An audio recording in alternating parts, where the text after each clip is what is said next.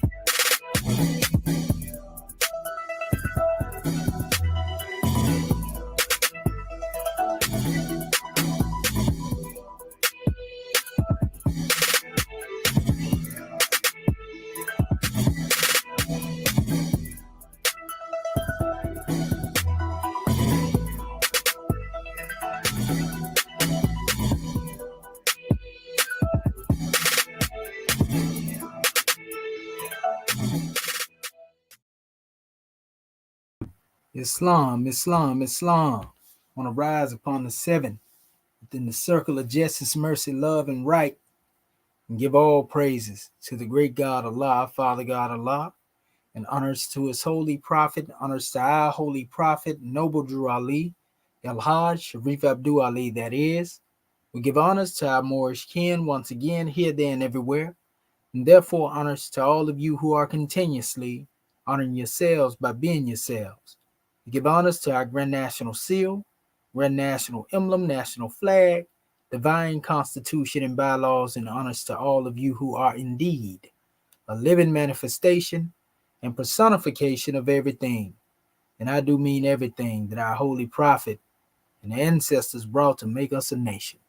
I want to give honors to you, family, here, there, and everywhere. Those of you within the sounds of my voice, we want to welcome you to another late night library session. And I will be your host, speaker, so to speak. And we look forward to hearing from our family. And this right here is going to be one of the measures that we open up pretty early. As a matter of fact, when we come into this drawing, we're going to pick up where we left off last night, though. We want our family to get the numbers up. Be sure to like, share, and subscribe. We picking up where we left off at in the African Fact Book. And we dealing with the Moors, being a gift to Europe from Africa. This is the way they label it in that special chapter in the African Fact Book. Want to give honors to our family for tuning in last night, and continue to tune in, because we always have something to bring forth. But we spoke to our family to let them know that when it comes to dealing with this African Fact Book, the significance of it is that it actually is a book that was written by our family in the homeland, or what we call today Africa. We know the true name of the land is Akubalan, as it was named by our people. When we go on the old records and we look up this special name, make no mistake about it, we know exactly what the country was called by our people. This is the oldest name that was used by our people, Akubalan. And this was actually the name that the Moors gave to that special place. As really, technically, we know Africa was just a small portion at one time when we go into the map. And what do I mean by this? Is this something that I'm just saying I'm making up? We already demonstrated this before, but it's necessary sometime to show our families so they can see exactly what it is that we're speaking about. Because we don't want nobody to think we just making something up. And this actually comes from a very old source, family. This is the photocopied version of it, digitized by Google, but we're going to go to the actual book itself. Right here, this is the book you want to look at, and you will find this information. It's a very old book right here, too, by the way. It's a very old piece of work right here. Geography, which actually deals with or a description of the world, right? And so it deals with all the kingdoms and provinces and countries and islands, cities, towns, seas. This book goes into all of that. It was written by Robert Morton. It's printed in London, and this is one of the oldest records you can find, and it has maps on here too. It's illustrated with maps, the whole book. So if you want to go into it, you can actually find that work out there in PDF format. And when you look right here, you can see it. As you look right here, all of these represent different expressions on that map. But in this particular measure, under the map, and see it says R. Morton, it says Africa by the ancients was called Olympia. Remember, there were those who called it Olympia. Then they called it Hesperia Oceana, what they called the Corypho, Amanus. They also had Ortygia and Ethiopia. These are different names when you deal with the Greek expression. That's who they referring to. See, it says by the Greeks and by the Romans, Libya. They called it Libya. The Romans called it Libya in Africa. So the terms Libya and Africa were used by the Romans, right? But then by the Ethiopians and the Moors, they called this place Akibalan. See that right there? I'm going to blow that up. It was the Ethiopians, which would be the Cushites, and the Moors who called it Akibalan. All those other names were given to it by other people, different, expressions of it. So it's just some more knowledge for our people to know, before they get to tripping and, all that type of stuff. So that's neither here nor there. And this is actually a drawing that come up out of that as well. When you deal with the name, this is the same thing here. This is coming from the book. This goes further into other measures that tell you, by the Arabians, they call it Afrikia. The Indians had their name, the Turks had their name, which goes back to the word Maghribun, or the Maghrib. You see? And then the most noted affiliation, that goes back to the Phoenician connection to the Turks, because the Phoenician and the Turks use the same name. Then the most noted affiliation is Africa, either from Apher, Apher, an Hebrew word, see, signifying dust. Epher, one of the nephews of Abraham. So this is why you hear Hebrew Israelites say that the word Epher represents Africa. But it says by Greek fabulers from Apher, companion of Hercules, and by Arabians also Farouk, to divide or to separate. It says from the ancient name of Carthage, you see, called Africa. And we have maps that show this right here. So it was the Moors, again, who gave that a special name.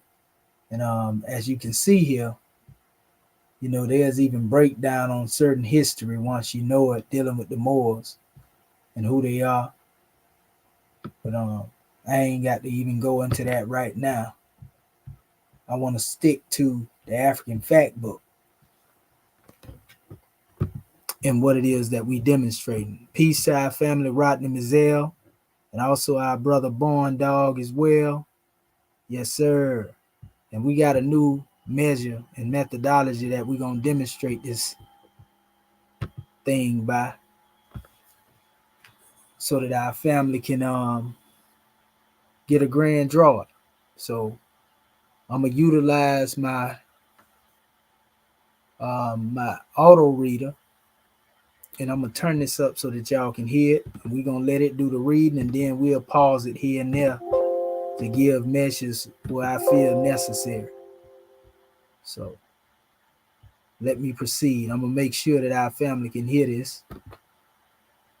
Stories. The Almohads, as every good thing has an end, the power of the Almoravids declined in 1189. When there are no trees left, birds will perch on men's heads. Africa Fact Book Presidential Version. 131 July 9, 2025, 35 p.m. Section A, Africa Fact Book. 132. A good 103 years after Yusuf first took control, they were overthrown by another black African Islamic group /fighters calling themselves the Almohads, whose leader was also a reformer and military genius called Yaqub al-Mansur. Okay, let me pause this. Can y'all hear that reading, family? Can you hear the reading that's being demonstrated here? Before I go forward, I want to make sure y'all can hear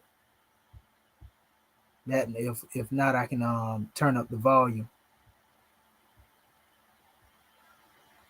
I just want to make sure that our family can hear.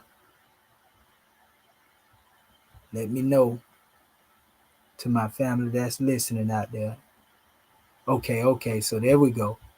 All right. Let me see here. So we'll go back over, and I'm going to proceed on. And like I said, we'll stop at certain points that need to be emphasized, so to speak. Let's go back. Yeah, I think that's where they started at, so we'll start. Al-Mansur. Like the Almoravids, the Almohads also hailed from the western part of Africa. On the way to Spain, the Almohads first conquered Morocco from the last Almoravid king in 1147, and then put Spain to the sword and defeated the Almoravid ruling class there. Thus, for the second time, a purely African people ruled over the Iberian Peninsula.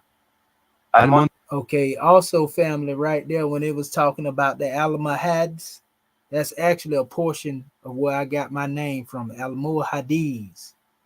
When I say Shahid Almohades, it actually comes from the Almohads. You see, and you will notice why this particular portion, is actually the only portion that I chose from my name. The rest of my name was given to me by teachers, those who taught me, but this is the only portion of my name that I chose. And the Almohads represent what we call the Almuwahidun, or the Unitarians, because they did a lot to unite our people, this particular Moorish dynasty. So that's just to give y'all a head up. Al-Mansur endeared himself as a leader of genius. In his time, he was considered the most powerful ruler in the world, says the historian John G. Jackson. A man of culture, Al-Mansur was also a builder of great cities and great monuments, such as the Giralda in Seville, which stands up to this day. As Jackson puts it, under a great line of Almohad kings, the splendor of Moorish Spain was not only maintained but enhanced, for they erected the Castle of Gibraltar in 1160 and began the building of the Great Mosque of Seville in 1183. I want to stop right here because, our brother Reggie liked to give our brother Yaqub al-Mansur a bad rap.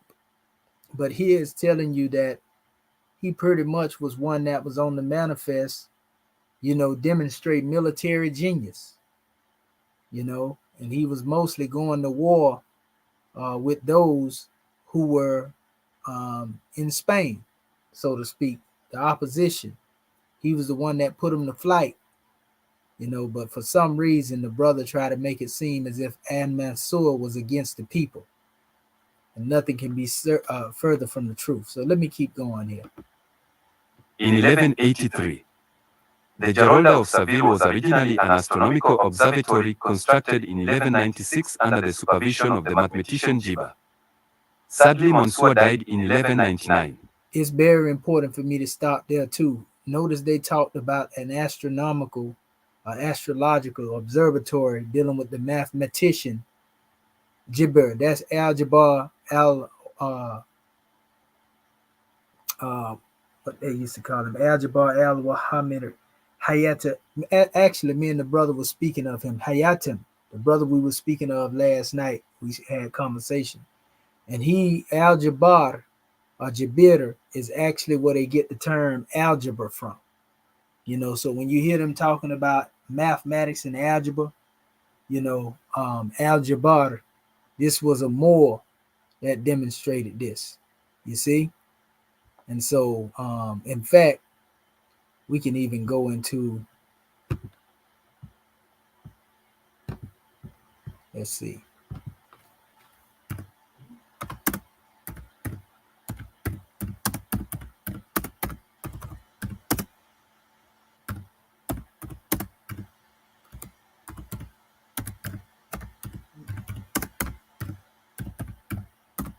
So all of you people that like to talk about science, you can't deal with science, without talking about, mathematics. And this is the brother who did it right here, family. This was the Moor, the father of algebra. He was a Moor. So anybody that has something against this particular brother, they basically in opposition to our Moorish kin, especially when they talk about science. You know what I mean? Musa that's his real name actually too, Khwarizmi, but he was known as Al-Jabbar. This was a Moor right here, family. This was a Moor that invented this. You see? So for those who don't know, all you got to do is go and look it up. And it was under this brother that a lot of documents were also transliterated and translated and so forth and so on. So all you got to do is know. See, the more you know, the more you grow. This is Moorish science. Mathematics is a Moorish science, family. If you didn't have that, you wouldn't have these individuals out here being able to demonstrate they so-called scientific literacy, thanks to the Moors. Even though they like to, try to sweep this stuff up under the rug. See, this is a Moor that invented this science. Make no mistake about it. So tell them to put some respect on the name of the Moors, because without the Moors, they wouldn't know how to demonstrate these algebraic equations. This brother got monuments. Yeah. This brother got monuments, in representation. You see? Make no mistake about it. So everybody that's out there trying to say that Moorish science is pseudoscience, well, tell them then that must have to do with the representation of mathematics too. Because that comes from the Moors. I ain't got to get into the other stuff that we introduced and we brought to the manifest, but it's out here. All you got to do, this is a grand task right here to go look this work up. This is not something that we made up, family. Trust me when I tell you this. Astronomy, all of that. How do you think people learn how to chart the stars? Where they got this stuff from? And this is old to me, but we want to make sure that we show our family this stuff. See? The father of algebra, whose name you don't know. That's right. And it's meant that you don't know it. When it comes to the field of mathematics, many remember the likes of Pythagoras, Isaac Newton, and esteemed physicist Albert Einstein. But only a few remember Muhammad ibn Musa al-Khwarizmi, a Persian scientist known for his works in mathematics and geography and astronomy. He is considered the grandfather of computer science and the founder of algebra, and his name and the origin of his word means algorithm. This was a Moor family. Don't let nobody tell you no different. And that's why they presented him, this particular way with that dark complexion and them broad features right there, family. This is really a Moor. Trust me when I tell you that. But like everything, they're gonna try to hide that too. So let me come over here and give you some more insight. I'm gonna go back to this special measure and let it continue to go on from here. In 1199, Moorish achievements in Spain. In 1992, Dr. Ivan Satima made the vital point while editing The Golden Age of the Moors, one of the greatest books ever published on the Moorish era in Spain. Satima wrote, by the time the Arabs attacked ancient Egypt, Europeans had long been in charge of the defeated country. The Arabs seemed to forget that their conquest of Egypt had been made easy by the resentment of the Egyptians against their Byzantine overlords. We know far more today about the enormous debt Greek science owes to Egypt. But what was little expected was that Greece was not the only conduit of Egyptian scientific genius to the Arab world. There were Egyptians fleeing their country in large numbers during the Persian, Greek, and Roman invasions, fleeing not only to the desert and mountain regions, but also to adjacent lands in Africa, Arabia, and Asia Minor, where they lived and secretly developed the teachings which belonged to their mystery system. In the 8th century AD, the Moors of North Africa invaded Spain and took with them the Egyptian culture which they had preserved. Wait a minute. What did they say? They say in the 8th century AD, the Moors of North Africa invaded Spain and took with them the Egyptian culture which they had preserved. See what I'm talking about, family? See what I'm talking about? But they want to tell you the Moors didn't have nothing to do with Egypt. The Moors didn't have no connection to Egypt. We got Ivan Van Sertima basically saying the same thing that G.M. James said. Come on now. Come on now. I'm gonna let me let it go. Preserved. Thus, having been beneficiaries of ancient Egyptian systems and culture, the Moors took this along on their invasion of Spain. I got to stop right there again. Spain.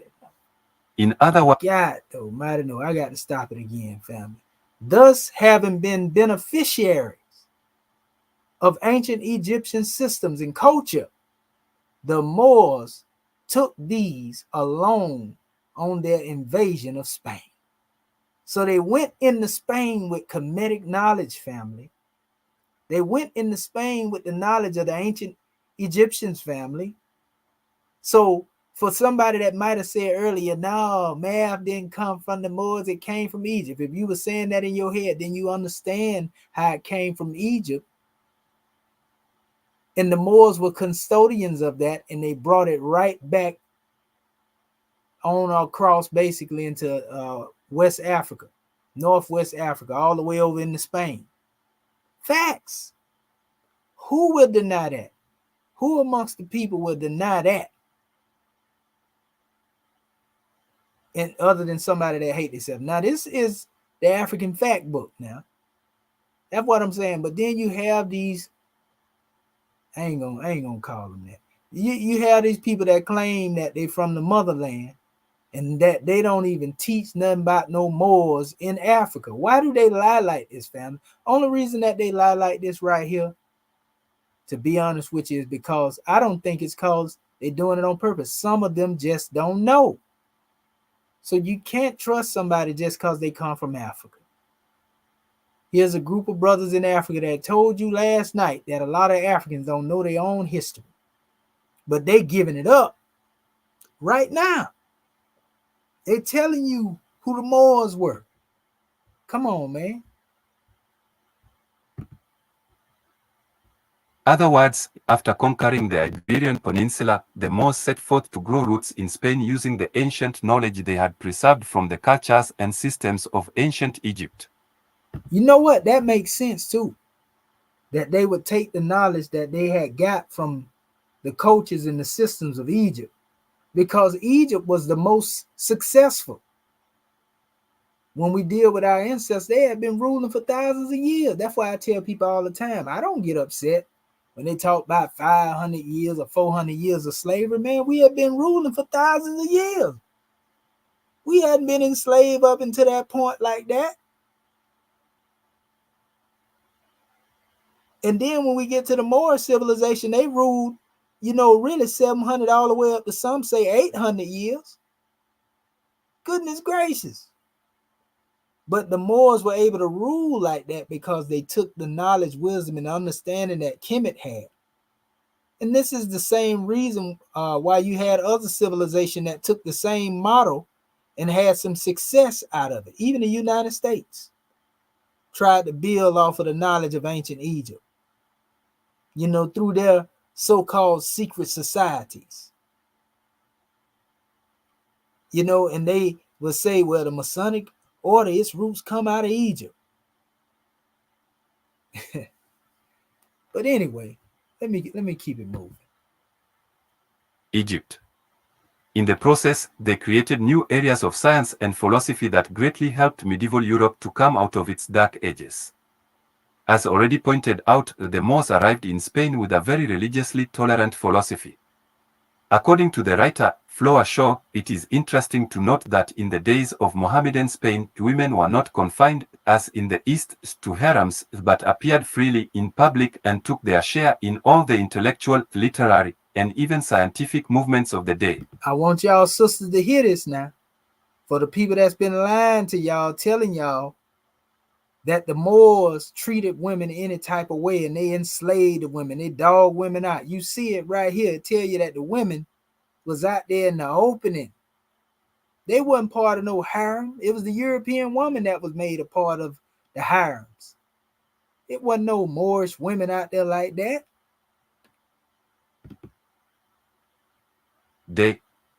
Women held schools in some of the principal towns. There were women poets, historians, and philosophers, as well as women surgeons and doctors.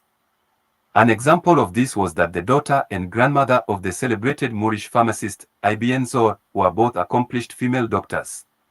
Y'all sisters gotta dig that history up, and we're gonna help you dig it up. Let you know the Moorish greatness of the goddesses and the queens. You feel me? Stop letting these people lie to you and make it look like the Moors were some chauvinistic barbarians. Doctors. No wonder the first 300 years of Moorish rule saw the majority of Spanish. If you beat a lion, it is your own head that aches. Africa Fact Book Presidential Version. IND 132 July 9, 2025 35 p.m. Africa Fact Book, Section A. 133.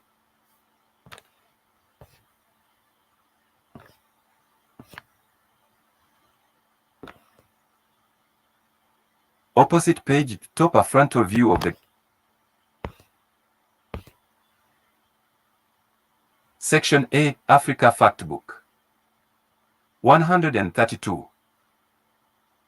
A good 103 years after Yusuf first took Pardon yourself, I'm just trying to get you on the proper starting point. Peasants converting to Islam.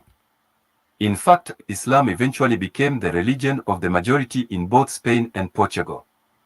The African-American historian José Pimienta Bay has underscored the fact that the two significant dynasties which entered Andalus were most certainly African, and that they both had a great and positive impact upon the sciences and philosophies of Andalusian society. These two dynasties, the Almoravids and the Almohads, left very indelible impressions upon Spain and ultimately Western European society and development. In his book, The History of Medieval Spain, published in 1975, Joseph O'Callaghan, the American professor of medieval history, refers to the 11th century Almoravid control of Spain as the Golden Age of the Iberian Peninsula. The intellectual and artistic activity of the country did not depreciate, according to O'Callaghan. In fact, the fields of philosophy and science were particularly rejuvenated during the time of these dynasties. The simple truth is that the Moors were great developers. In the 10th century, their capital, Cordova, according to the historian John G. Jackson, was very much like a modern city with over 1 million inhabitants. Comparing Cordova with other European cities at the time, Jackson quotes one contemporary European historian as having said that none of our modern sophistry redeems the squalor of Europe from the 5th to the 11th centuries.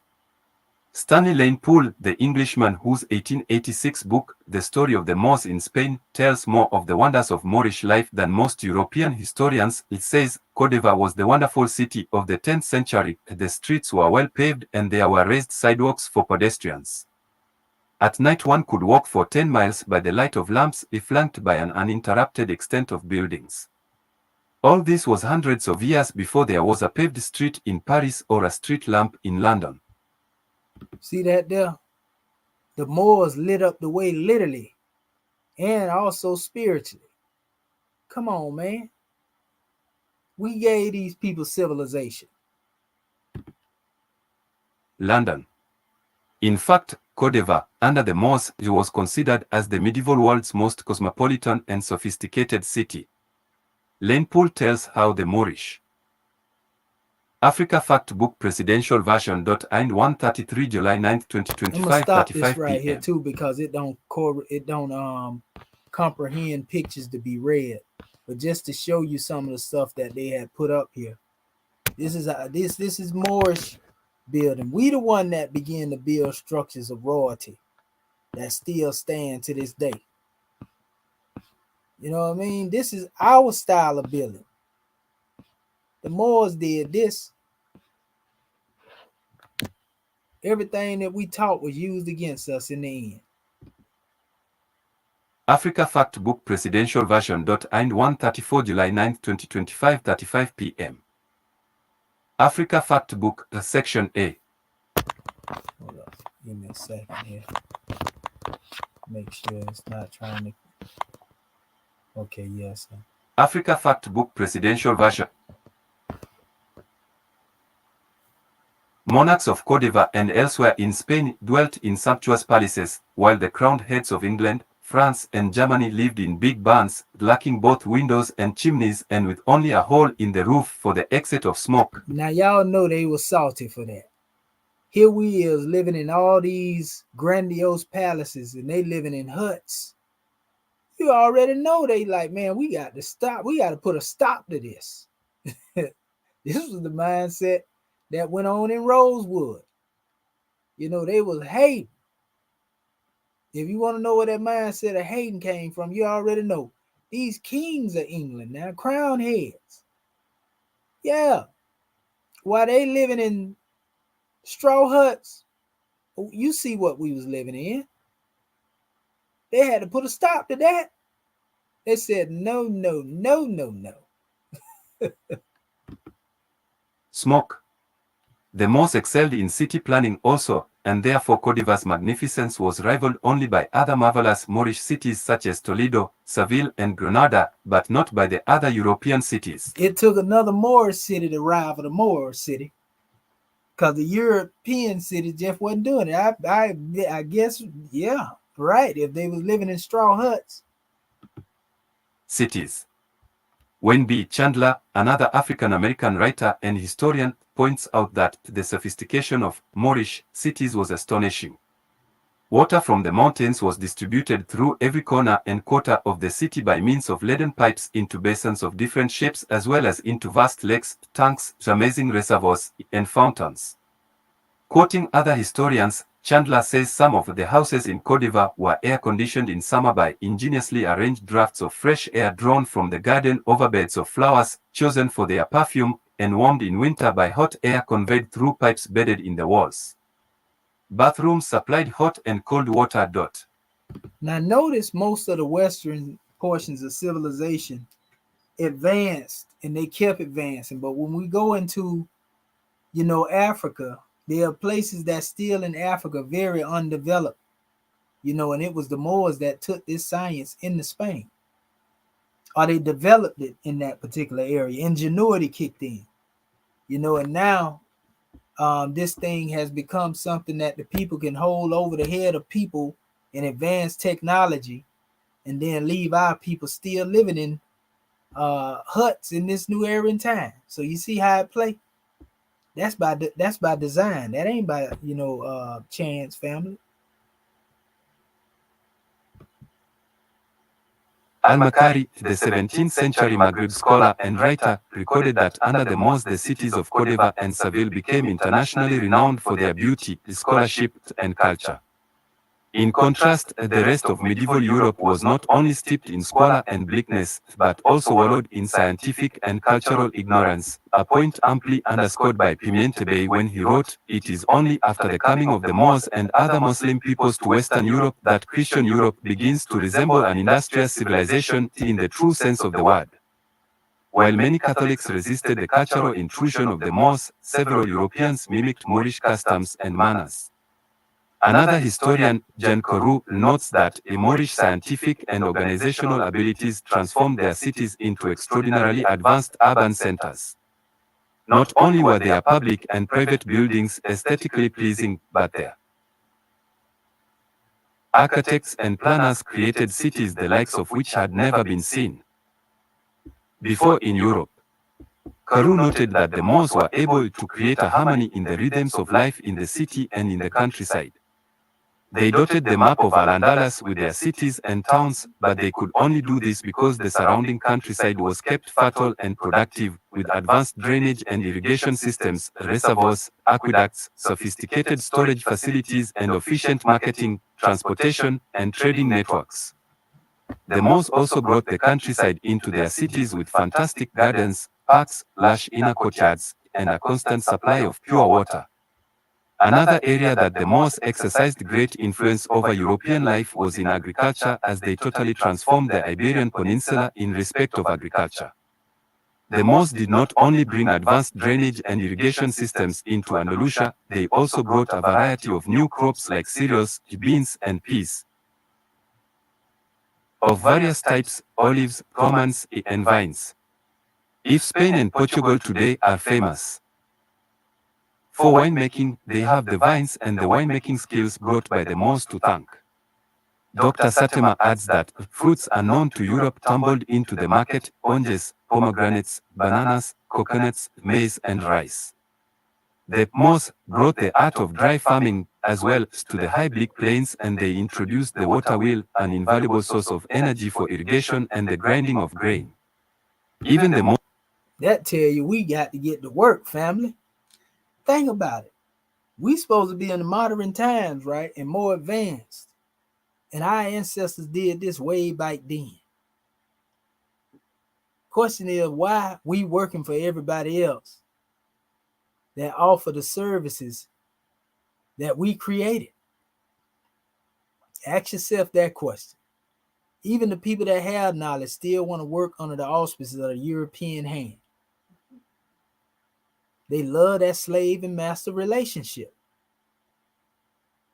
Man, you know what? I'm going to do it like this right here. I'm going to do it just like this right here. I'm going to drop this demonstration on our people.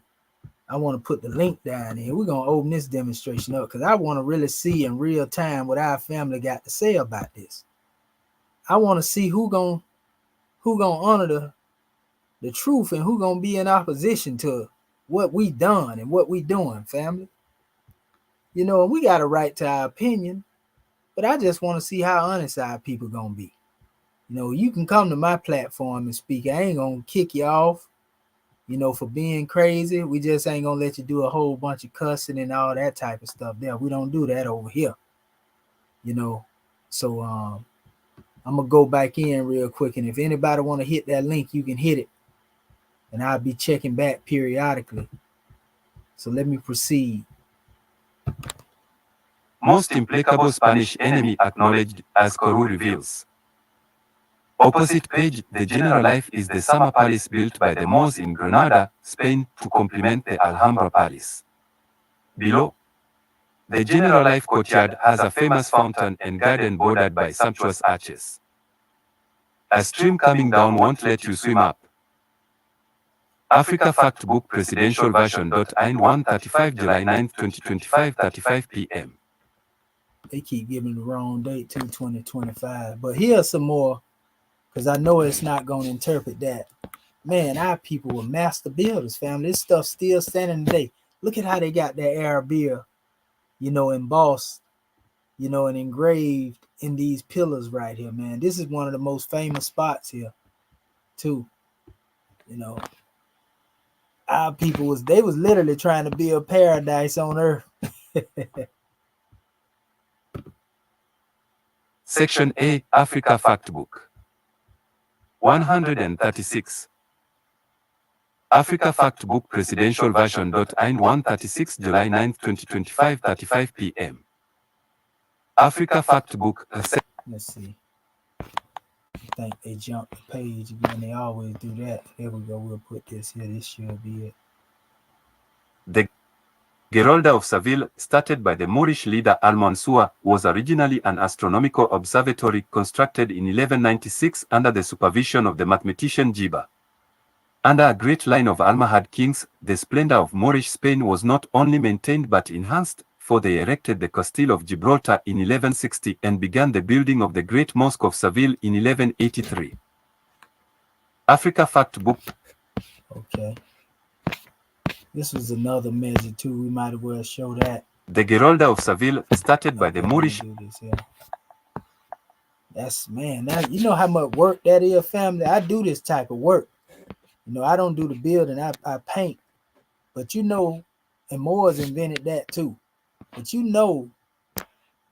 how much work that is to do something like that, family. You know how long it takes. And they didn't even have the type of equipment that we have now. Like, we got all these lifts and cranes. They were doing a lot of this stuff, man, off of ladders and using rope. Man, this is crazy. You gotta give them honors, family. You gotta give them honor. Let me check and see if any of our family might have hit that link. No, I don't see nobody down there yet. So that the Moors were superb agricultural scientists, for they cultivated not only the fertile areas, but also reconstructed and improved the old Roman irrigation systems and introduced a variety of new crops. For example, from Africa and Asia, the Moors brought rice, laraz in Arabic, arroz in Spanish, riz in French. According to Arif bin Saidi, right secretary to... Y'all seen that example they gave y'all on etymology? What people be trying to say, that people be tripping because they don't understand etymology. Oh, he said the word mean M and R this, and he think it mean.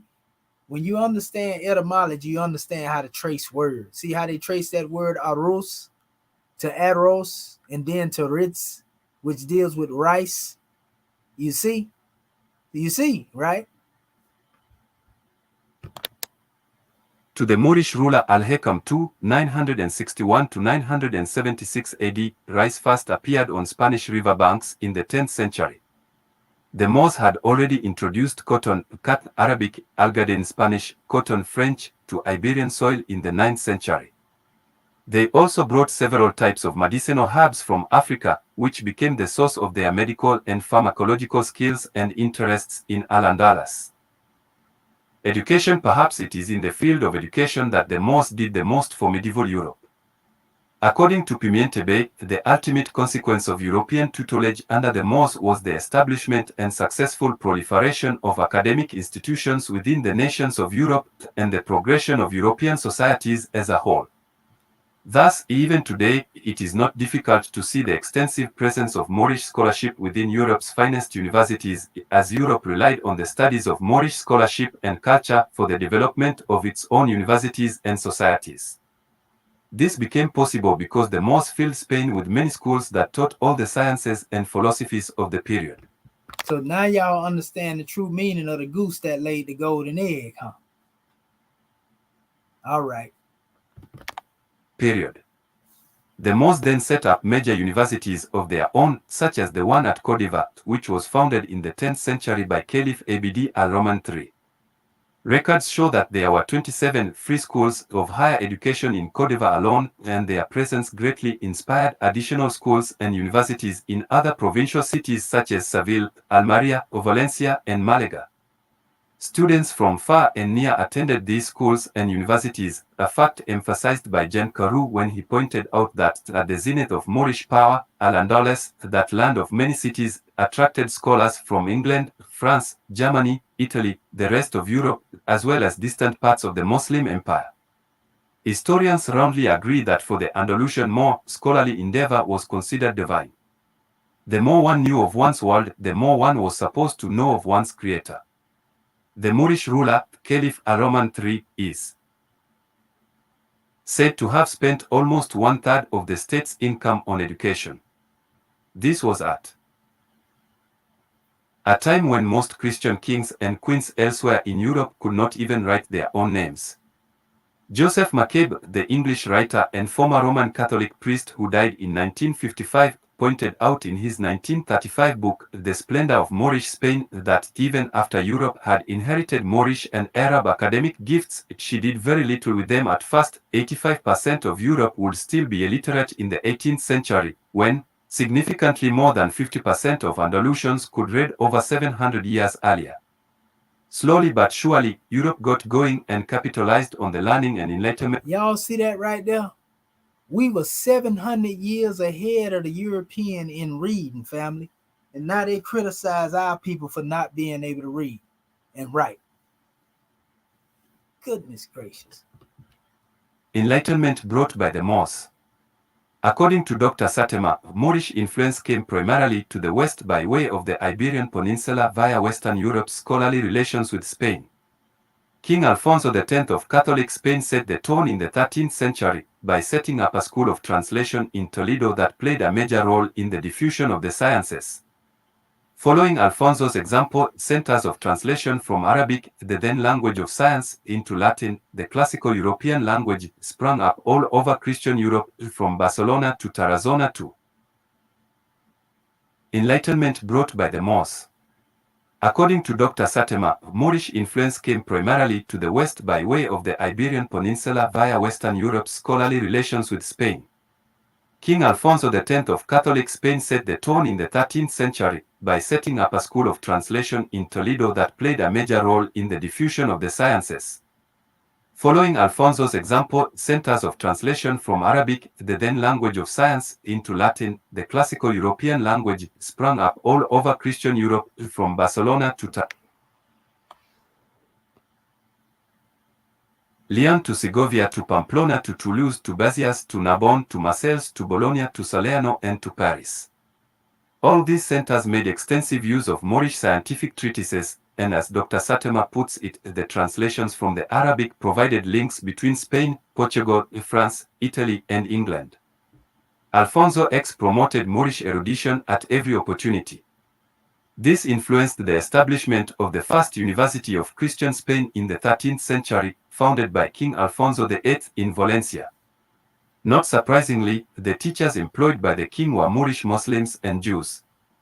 Dr. Satema makes the important point that nearly all the major universities in Europe sprang up around the same time, beginning in the second half of the 12th century right up through the 13th, a span of about 150 years, a period which coincides with the flowering of Moorish science and the establishment of centers in Europe to...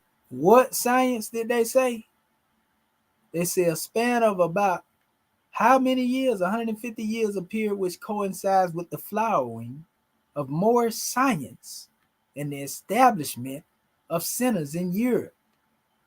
Huh? To translate the Moorish treaties from Arabic into Latin. To translate Moorish treatises from Arabic into Latin. According to the historical record, starting from Italy in 1158 AD, the following universities of Europe were founded within the 150-year span mentioned by Dr. Satema: 1158 Bologna, Italy; 1180 Montpellier, France; 1200 Oxford, England; 1209 Valencia, Catholic Spain; 1223 Toulouse, France; 1224 Naples, Italy; 1228 Padua, Italy; 1245 Rome, Italy; 1250 Salamanca, Catholic Spain; 1257 Cambridge, England; 1279 Coimbra, Spain/Portugal; 1290 Lisbon, Spain/Portugal. This leads Pimientebe to say, when one notes the period in which most of Europe's oldest and finest universities were established, one cannot but be struck by the proximity in time to the scientific flowering of Moorish Andalus and the establishment of European centers for the translation of Moorish documents. This clearly supports the contention that Europe's academic... Did you hear me? So, for those who hate the Moorish paradigm so much, if it wasn't for the Moors, you wouldn't have no mathematics. If it wasn't for the Moors, you wouldn't know how to deal with sustaining yourself, having language, being able to speak properly. If it wasn't for the Moors, this is basic necessities now. This is the African fact book saying this. Brothers of the continent now. This ain't coming from America. None of our scholars, they quoting a lot of our scholars over here from this way. But these are brothers from Africa that have put this book together, 800 pages, to teach our people the history that they say even the Africans don't know. They telling you more science was the root of the reason that you can demonstrate all the stuff you doing right now, family. Without the Moorish science and these Moorish documents that were translated from Moorish Arabic, because they actually have a Moorish dialect too. Without that, you wouldn't be able to talk about no scientific literacy. You wouldn't be able to talk about no mathematics, which is the real language of science. You wouldn't be able to measure the distance from the planet Earth to various different stars and different planets and so forth and so on with the telescope. All of that is to be accredited, to the Moors. We ain't saying this because I'm demonstrating more. This is the truth. How can you deny it? Unless you just got so much hatred in you, or you love that European or that Eurocentric, history so much to I'd rather accept that over this, even though I know it's the truth.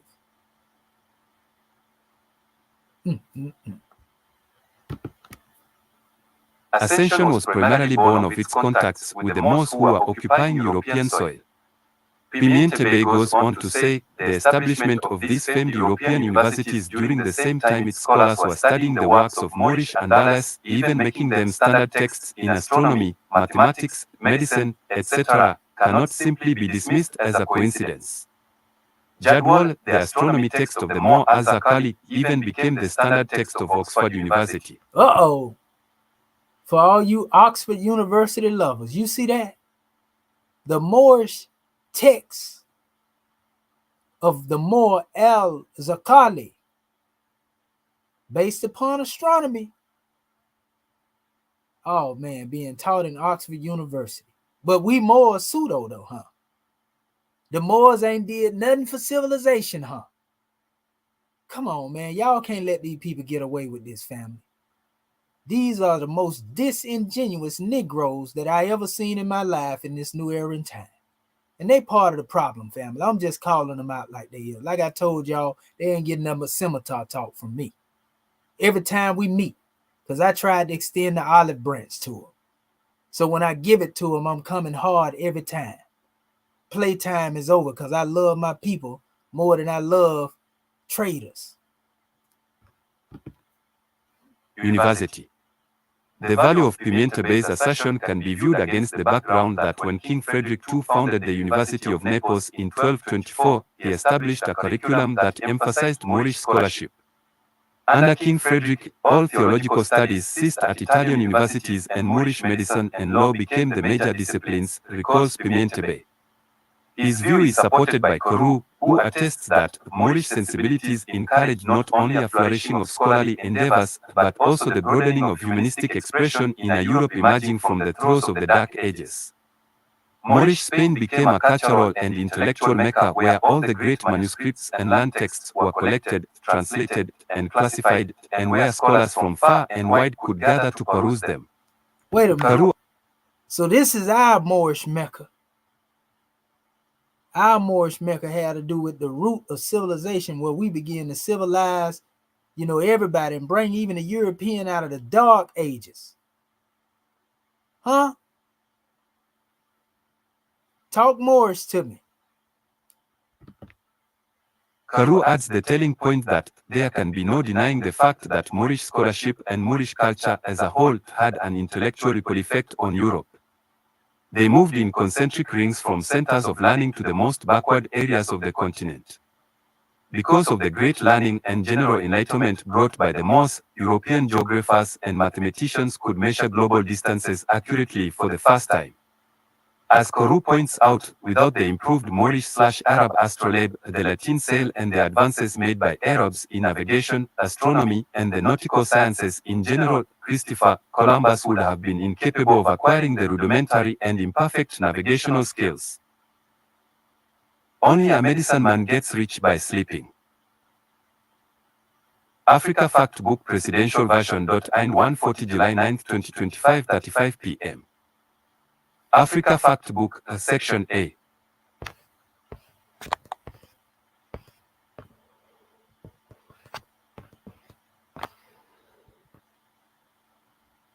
That he used during his 4 voyages to the Americas. It is also true that the idea of sailing west in order to reach China and India would never have crystallized in a mind trapped in the thraldom of medieval superstition, the way Columbus' mind was when he left his lowly birthplace outside of Genoa.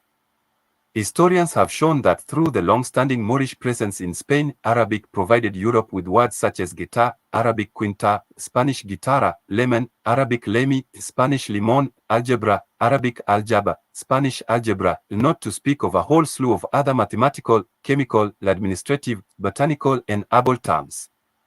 In effect, the extent, quality, and impact of Moorish and Arab influence on European development can be seen in the words of various European languages, which derived from the Arabic, such as coffee, sugar, rice, lemon, syrup, soda, alcohol, alkali, cipher, algebra, arsenal, admiral, alcove, and magazine, as Enwa Chedin, another historian and writer, points out. And I'm going to stop that right there because that's something to be mentioned too. This also explains, family, why many of us end up picking up that blood sugar trait. Because even though the Moors invented some of these things here, we know now that a lot of these things here wasn't healthy for us.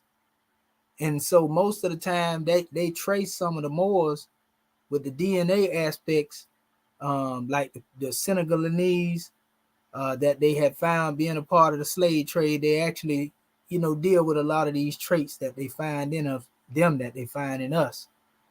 So it makes sense being that they was the ones that was moving the rice. They came up with these different things like alcohol, soda, and all that right there, and it ended up, going into, the genome, so to speak. I can see that here.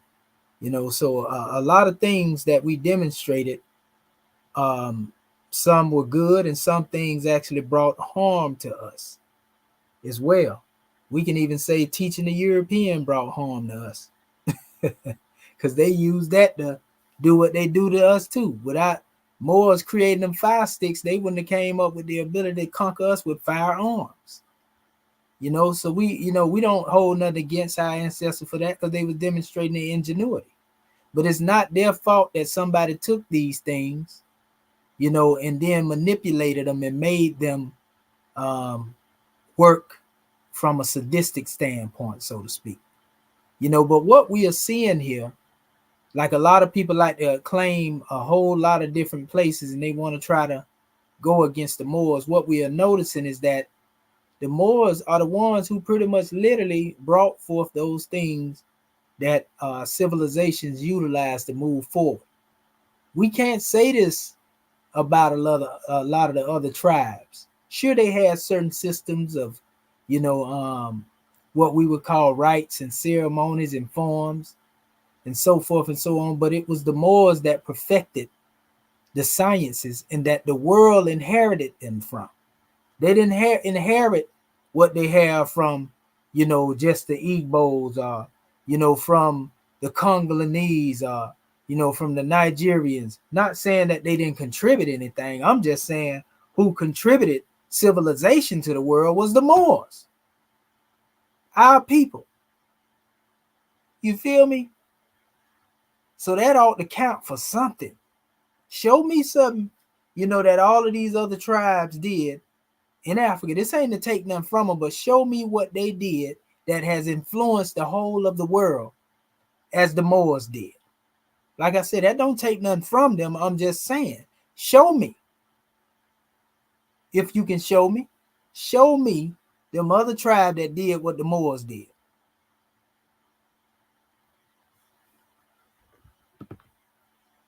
Out. This gives Pimienta Bay the enormous legs to stand on and assert that the Moors' largely obscure fate, however, is not due to his insignificance in the history and development of Western civilization, but rather to the judgment passed on him out of jealousy at his great influence. The religious and ethnic/racial prejudices of several European historians seem to have prevented most contemporary histories from presenting a more thorough and balanced view of the Moor and Islam, especially as they relate to Christian Europe. That's right. That's why you got people right now that got this bogus idea going against the Moors and demonizing the Moors. You know, want to blame the Moors for everything, but not acknowledge the good we did. It's just like trying to blame any of our family for the bad that they may have did before they became conscious. You see, or even after consciousness, because we know that just because somebody come into conscious don't mean they're going to walk accordingly, you know, all the way. You see?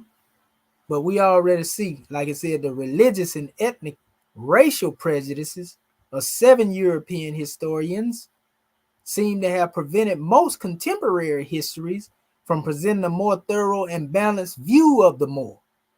So that's why you have a misunderstanding. You know, you hear people like the brother Reggie and other people talking bad about the Moors. It's because they getting it from the European perspective. We ain't playing with you. We're going to tell you the truth. You can tell they accepted it and they didn't even go and vet the information, but they want to vet your information when you present the truth to them. This is just reading about it now. I'm going to go into some pictorials of this stuff in a minute. Okay, I see somebody there. Okay, that's my brother Zaza. All right, we gonna put our brother in here while we going in. Can you hear me, brother Zaza? Yeah, I can hear you, brother. Yes, sir. Yes, sir. I want to give honors to our family too, Alex, Afro-Brazilian Spirituality Oracles in Riki, for checking in as well. Bud, John, all of our family checking in, man. Y'all hit that like, share, and subscribe, family. We uncovering everything. We gonna go deeper than this. This just surface level information right here, family. We got to go viral with this information. What's going on with your brother Zaza, man?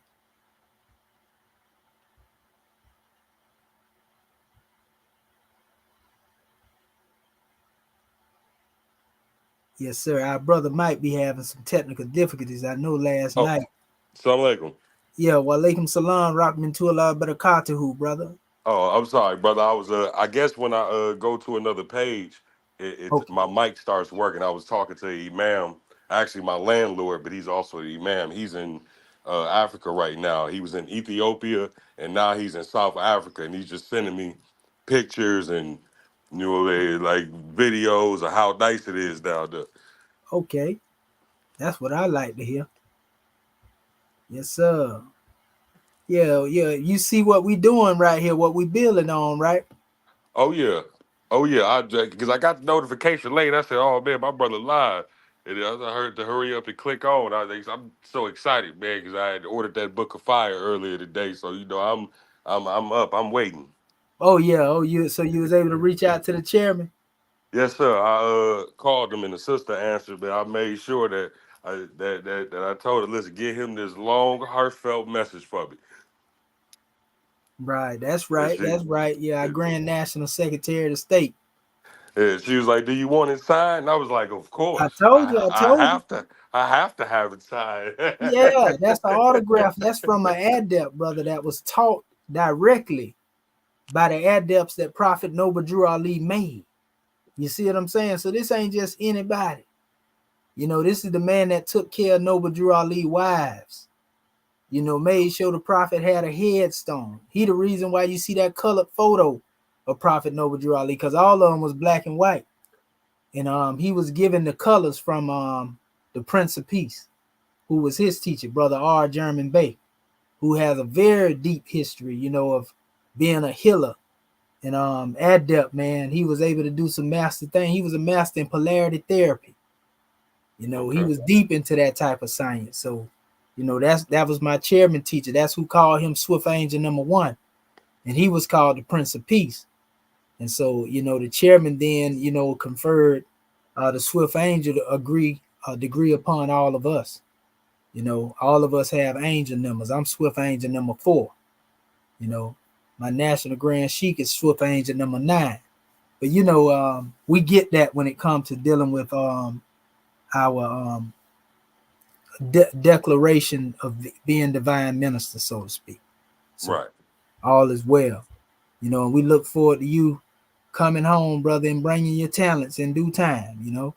Yes, sir. We ain't here, like I said, to beat our people over the head with religion. We building government. We talking about nation building. We want to get back to being able to demonstrate what the Moors was able to do. Why it is now that we got somebody else contracting work that we originated. And they don't even want to let you in half of the time. Ain't that crazy? Yeah, they don't want to let you in. You the one that created the science. Yeah, you got to go through heck of high water. You got to Yeah, have about 5, 6 different high-ranking Arabs. yeah, you got to have credentials that they acknowledge and they honor. You can't get no work. Mm-mm-mm. So let me get back into this bill real quick. Of the African Fact Book, and you can stop me too when you want to go over certain measures or give a spiel, brother. All right? Oh yes, sir. And I emailed you for the PDF too. Okay. I definitely get in there and send that to you while I'm actually presenting it, letting it present itself. So let me go here. Okay, there we go there, and It's I'm gonna the go. the faded dread 24 at gmail.com. Yes, sir. I should see it. You just sent the email. I'll throw it in the chat right now. Yeah, just email me at egyptianadept@gmail.com and I just forward it to you from there. Okay, give me 1 second. Yes, sir. Again, that's egyptianadept@gmail.com.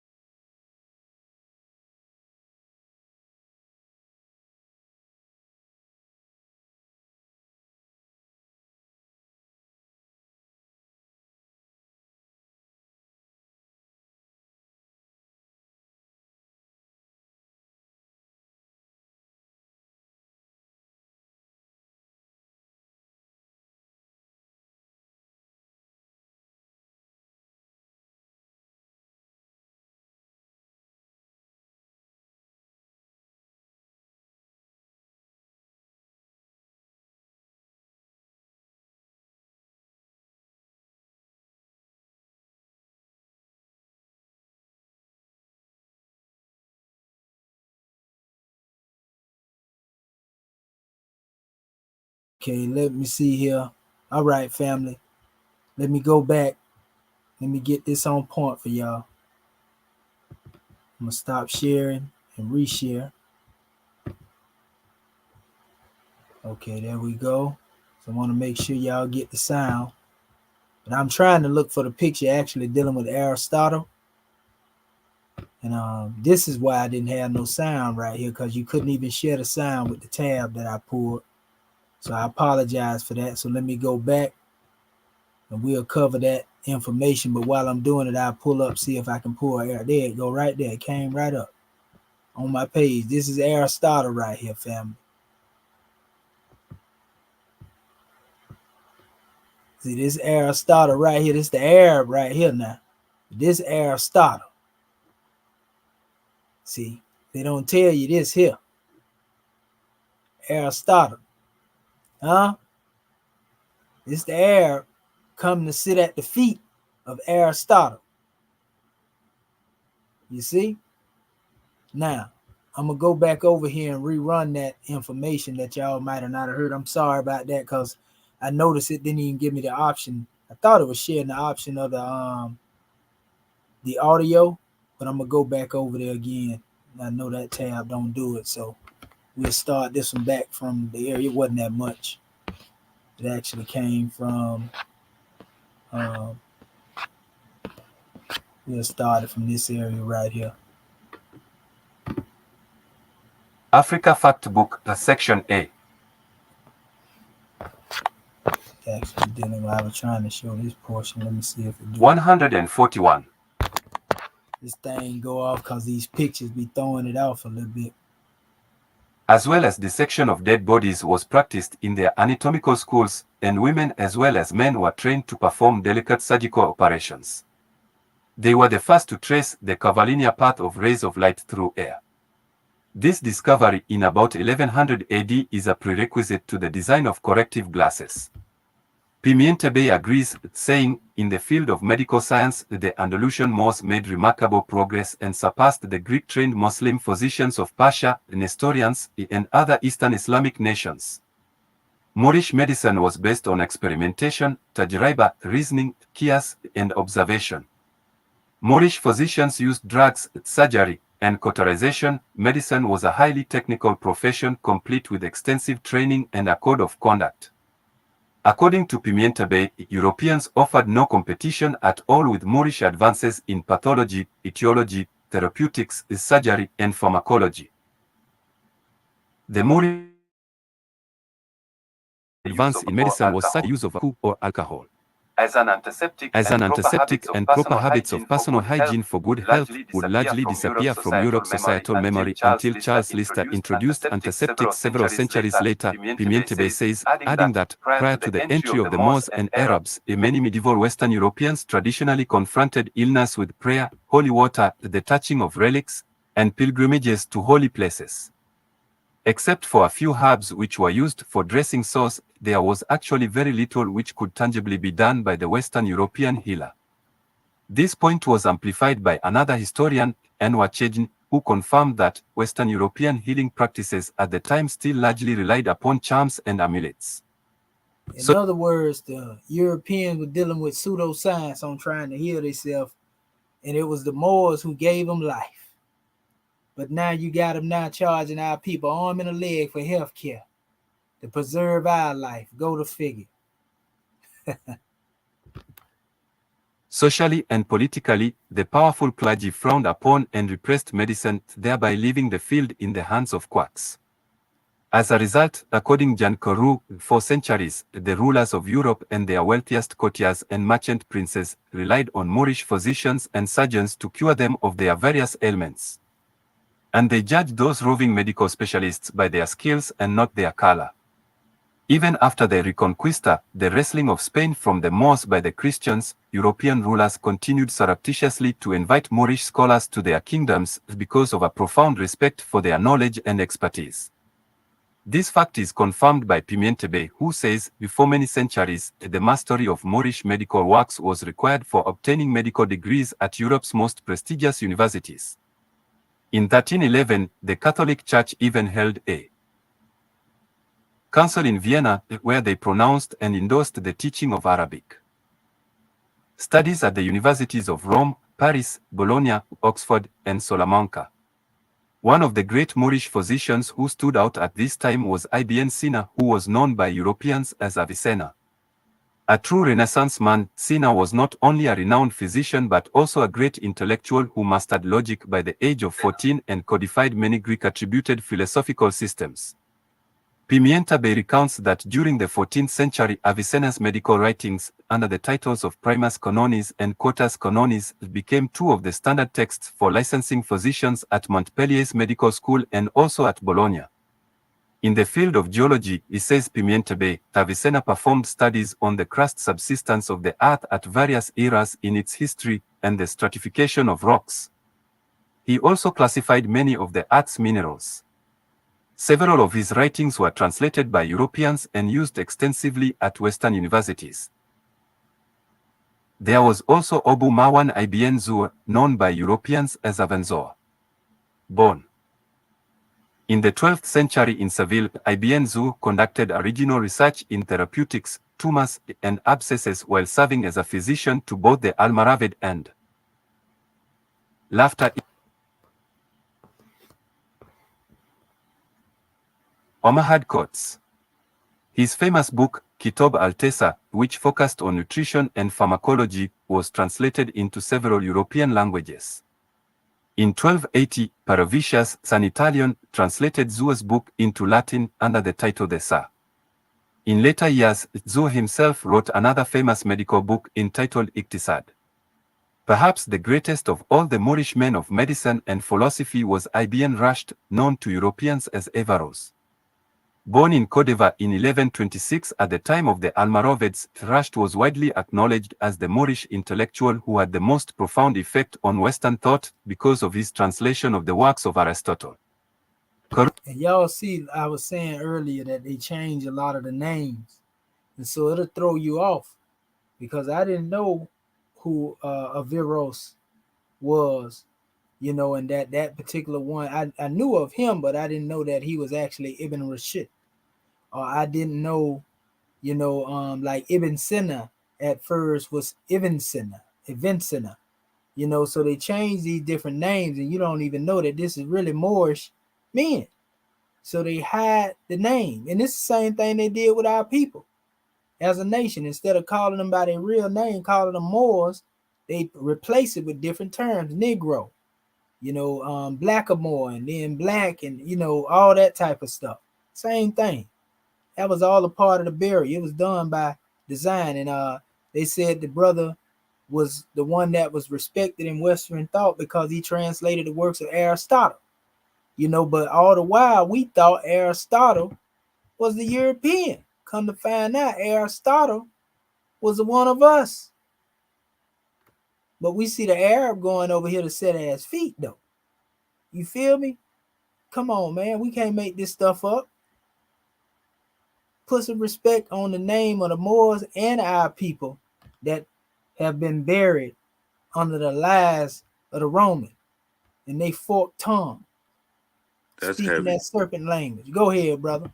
No, I was just saying, brother, that's heavy right there. Yeah. Yeah, we cold-blooded with it. You know what I mean? All they got to do is look this stuff up too. You know, so we give honor to you. Yeah, and if I go silent like that again, what my volume do, make sure you let me know because I be on the other side. I can't see what's going on. And I be done went 30 minutes. I'm already You know, we done. don't want to have our family sitting there and they can't hear the But sound. you know what, brother? I'll sit and wait for you. Yeah. Well, before you continue, brother, how do you spell that Gmail? Because I tried to look for it. Oh, it's Egyptian Adept at gmail.com. You just put Egyptian and ADEPT at gmail.com.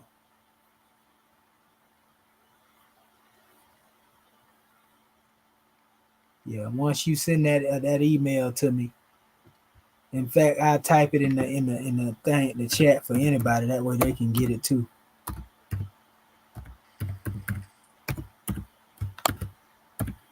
It's a large document, so it may tell you have to download it, but it's all right. It ain't no virus or nothing in it, so you good. Oh, I got a couple of terabytes on this thing. Okay, yeah. So there we go. That's the email right there. Just email me to that. I just dropped it in the chat. So, you know, and I send a copy of the African Fact Book to our family. Okay. Let's see here. I'm gonna get back to it. Okay, I just sent it to you. Let me go over here.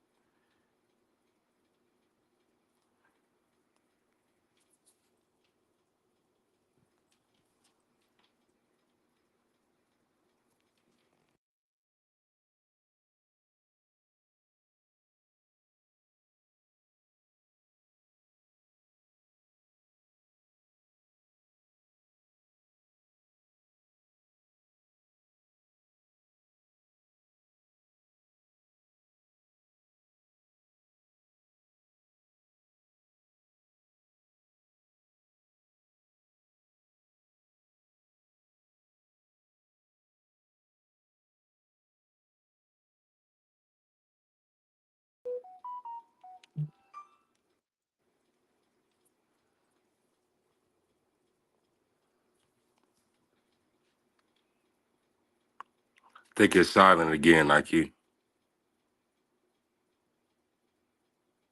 Yeah, most definitely. I'm sending it to y'all now. Oh. And what I do, anybody else that want this, you know, they can also get it as well. Like y'all just send the email me or whatever, and I'm gonna send it to y'all. I just sent one to my grand secretary of the state, and now we sending it to you, brother.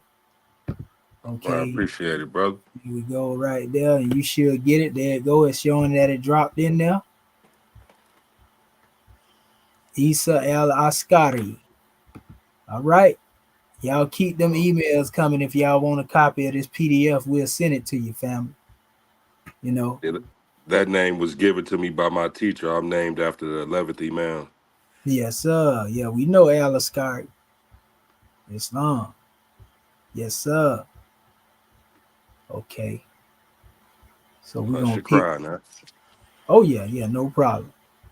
Yeah, we're gonna pick up. You know, like I say, you know, you got to draw in the draw on. You just hit me, you know, and say, all right, let me build, and we're gonna open it up for you, bro. Anybody else that want to hit that that link, we done dropped it in there. I'm gonna drop it in there again, just in case somebody didn't get it. You can. Okay, there we go, right there. That's the link to the live if y'all want to come on and give your measure. You know, questions, comments, or whatever the case may be. Okay, so I'm gonna get back to it.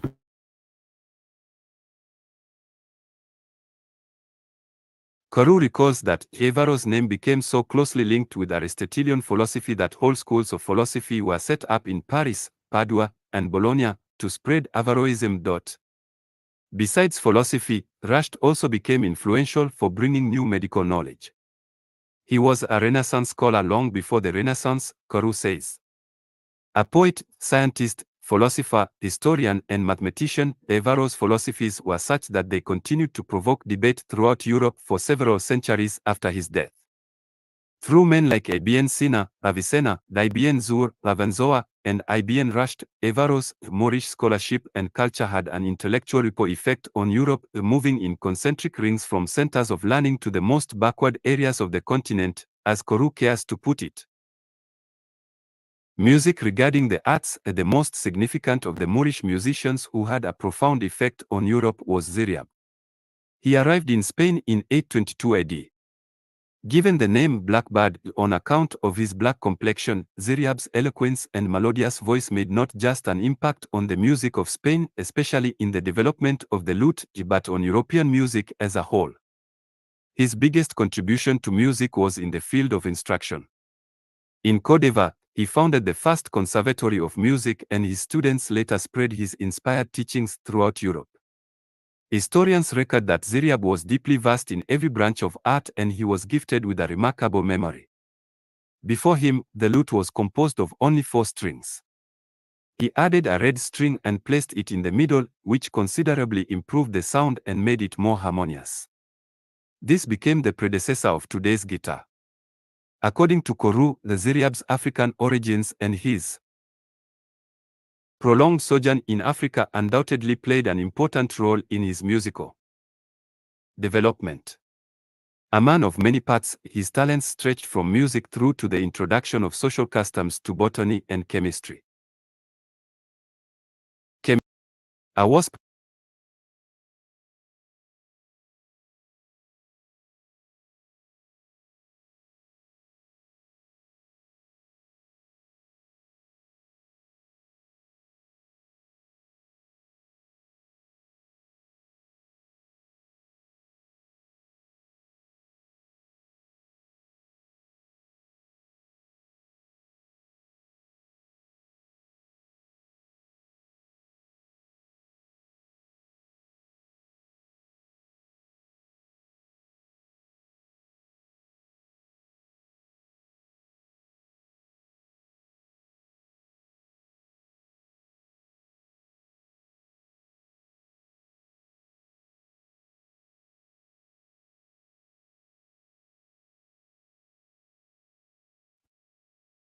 Ziryab the Great.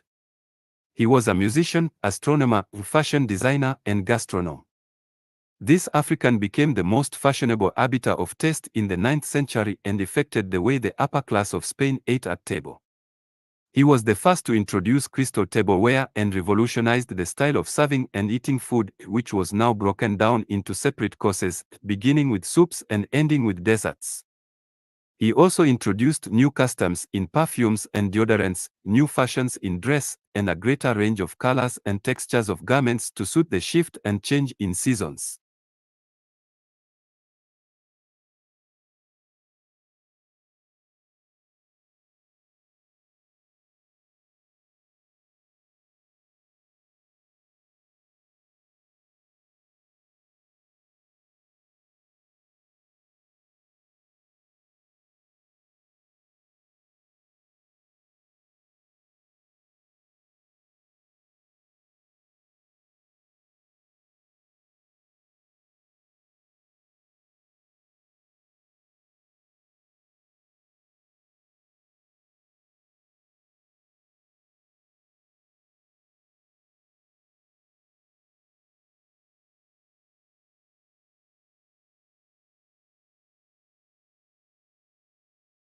Omahad Courts. His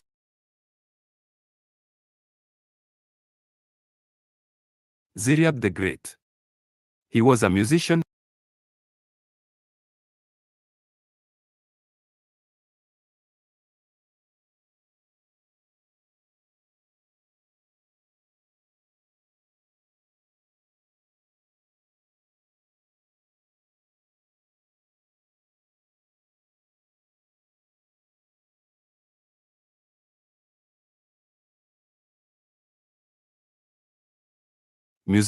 astronomer, fashion designer, and gastronome.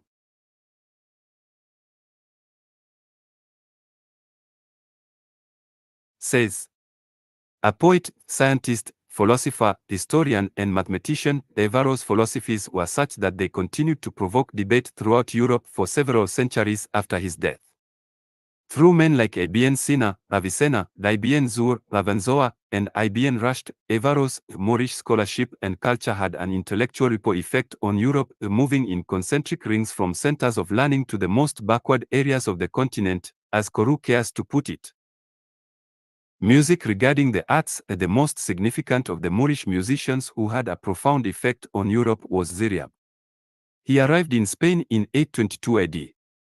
Given the name Blackbird on account of his black complexion, Ziryab's eloquence and melodious voice made not just an impact on the music of Spain, especially in the development of the lute, but on European music as a whole.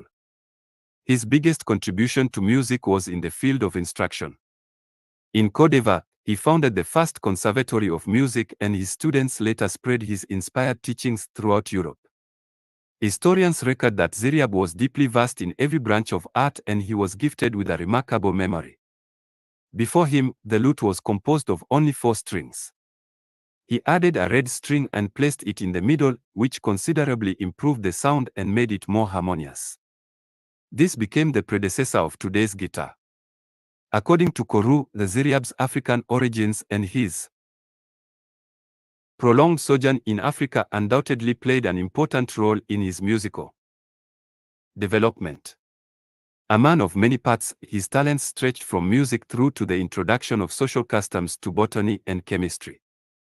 Ziryab also became the most fashionable arbiter of taste in the 9th century. Koru records that he affected the way the upper class of Andalusia ate at table. He was the first to introduce crystal tableware. He changed hairstyles. He introduced new customs in perfumes and deodorants. He introduced new fashions in dress, a greater range of colors and textures of garments to suit the shift and change in seasons. In cooking, Ziryab brought in new dishes, some named after him. He revolutionized the style of serving and eating food. Food was no longer served in one mass as was the general case in Al-Andalus before him. Following his lead, the food was broken down into separate courses, beginning with soups and ending with desserts. He even contributed to dental hygiene by inventing a toothpaste that was both functional and pleasant to taste. And it was Ziryab, the botanist, who introduced the asparagus to Europe. A wasp can be more dangerous than a tiger. Africa Fact Book Presidential Version. IND 143 July 9, 2025 35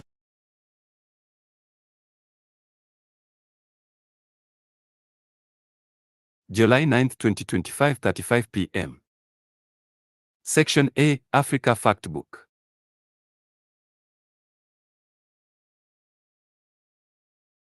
The Capitulation of Granada. Granada, this painting shows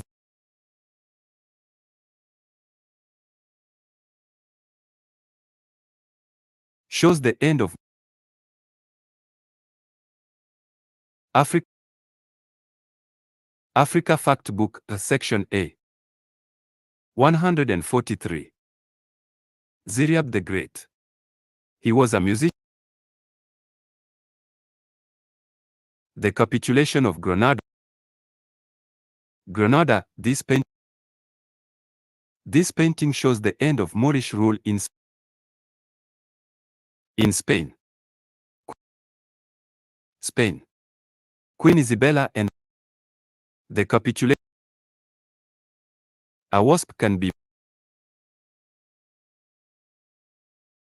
Africa Fact Book Presidential Version. IND 143 July 9, 2025 35 p.m. Section A, Africa Fact.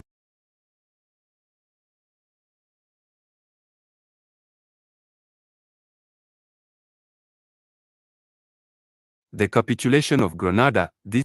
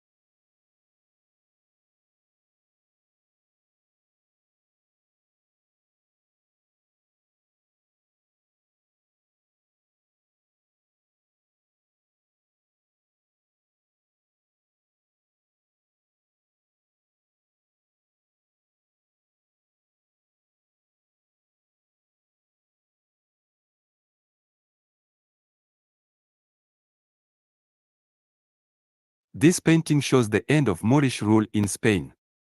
Queen Isabella and her husband King Ferdinand Right arrive on January 2, 1492 to take the keys and control of the Alhambra Palace from the last Moorish ruler, the young Caliph Abu Abdallah, also known as Boabdil, marking the end of 781 years of Moorish sovereignty on the Iberian Peninsula. Abdallah surrendered the last Moorish outpost at the Alhambra Palace without a fight, causing his distraught mother, Aisha, to rebuke him bitterly, saying, "Weep like a woman for what you could not defend like a man."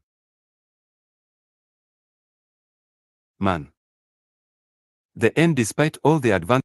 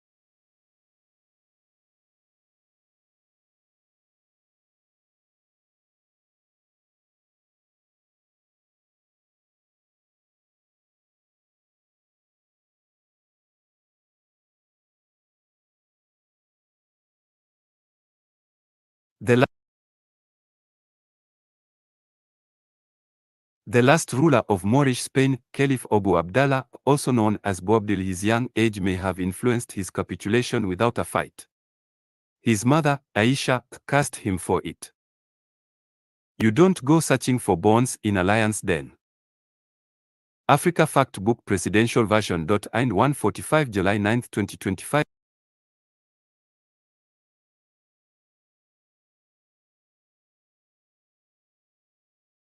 Carew recalls that after the young Caliph Boabdil handed over the keys of the Alhambra Palace to the Spanish monarchs, bringing the Reconquista to a dramatic end, Moorish books were heaped up and burned in massive bonfires. The Catholic monarchs also tried to erase every vestige of Moorish cultural influence from Spanish consciousness.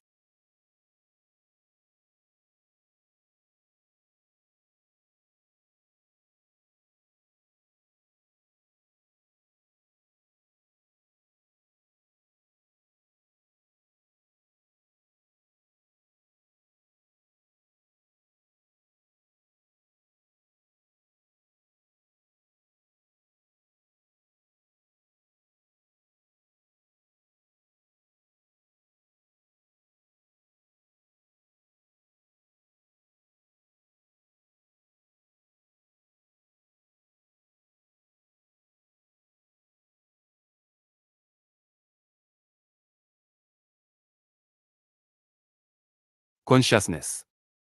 Then Queen Isabella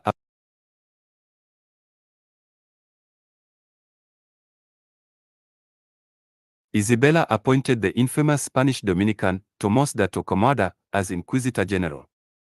The Holy Inquisition that followed with its limpieza de sangre, cleansing of the Spanish blood, its zealotry, and its all-encompassing and repressive tentacles reaching into the lives of the highest and lowliest in the land, set about decivilizing the Iberian Peninsula, Carew remembers. This last point by Carew was dramatically illustrated in 1886 by Stanley Lane Poole, the Englishman and professor of Arabic at the University of Dublin, who recounted the serious effects that the defeat of the Moors had on Europe in his book, The Story of the Moors in Spain. According to Lane Poole, in 1492, the last bulwark of the Moors gave way before the crusade of Ferdinand and Isabella, and with Granada fell all Spain's greatness. For a brief while, indeed, the reflection of the Moorish splendor cast a borrowed light upon the history of the land which it had once warmed with its sunny radiance. The great epoch of Isabella, Charles V. and Philip II of Columbus, Cortez, and Pizarro shed a last halo about the dying moments of a mighty state. Then followed the abomination of desolation, the rule of the Inquisition, and the blackness of darkness in which Spain has been plunged ever since. But if the effects of the death of the Moorish era on Spain were bad, it was even worse on Africa and the world. In The Golden Age of the Moors, published in 1992, Dr. Ivan van Satema makes the profound point of how the world changed dramatically in 1492, not only because Columbus stumbled in the direction of the Americas, using the magnet of a myth to draw millions behind him, but because that was the very year the Moors were defeated. It is not an accident that it is Spain and Portugal which spearheaded the movement in this direction. It is not an accident that the year Columbus sailed was the same year the African generals in Grenada surrendered to Ferdinand and Isabella. Not only did the economic and political fortune of Africa fall dramatically after that, but so did the very image and perception in which its people were held. It was only a matter of time before Africa would be seen in all lands and in all phases of history as unrelated to significant cultural and scientific development. Wherever it could be.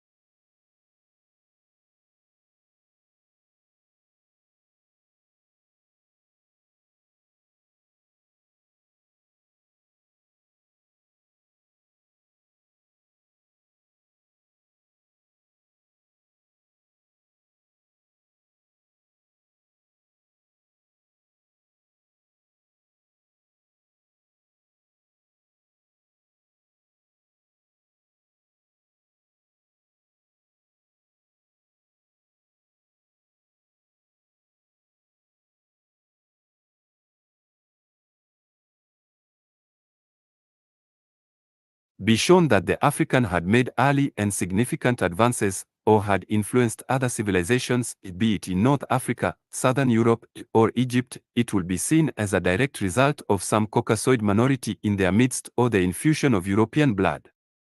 This led European historians to assume that there had to be a Caucasoid origin of, or a Caucasoid class or caste above, such extraordinary people as the Moors, Dr. Satema added. Supporting Dr. Satema's view, Jan Koru recalls that it was on October 12, 1492, 9 months after the fall of Granada, that Columbus landed on the beaches of the Taino island of Guanahani. Thus, Spain claimed that it had discovered a new world, and it embarked upon a shameful course of genocide against indigenous peoples of the Americas that made their atrocities against the conquered Moors pale by comparison. Though the Moors lost military, political, and economic control of Spain, their influence lingered long after their physical departure. Spain and Portugal, more than any other European populations, derived enormous. In the ocean, one does not need to sow water. Africa Fact Book Presidential Version. And 146 benefits from the Moorish and African Muslim presence. They became, for a while, world leaders in the nautical sciences. And it was not until 1588, with the defeat of the Spanish Armada, that the other European nations were able to challenge them and become serious rivals in the game of discovery and colonization. After defeating the Moors, King Ferdinand and his wife Isabella ordered the destruction of the Moorish libraries. The destruction, says Dr. Satema, was particularly vicious because it was not only inspired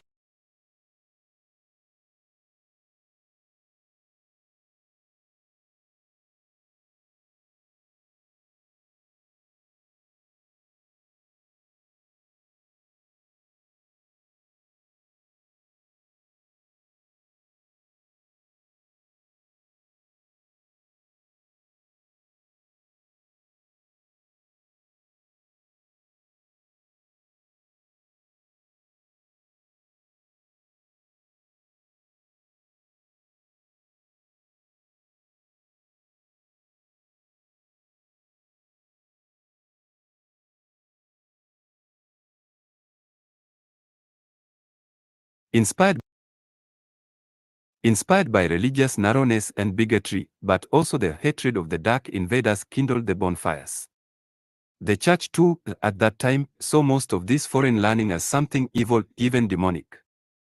Ironically, part of that demonic learning happened to be what is known today as the Arabic numerals.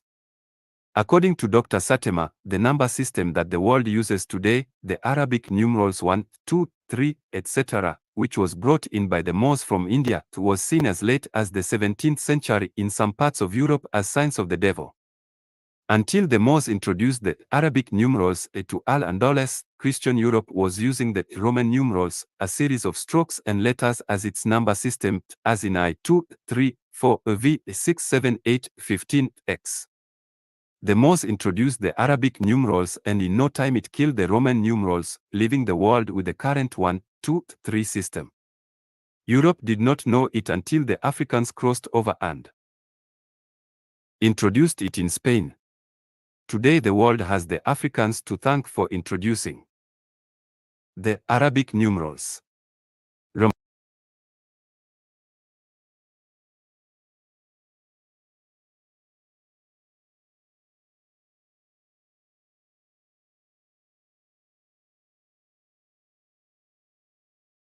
Remarkably, after the defeat of the Moors, it became a religious mission for Spanish men like Cardinal Ximenes de Cisneros and his successors to erase from history all memory of the Moors in Spain and elsewhere in Europe.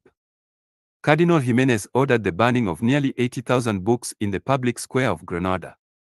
He also persuaded King Ferdinand and Queen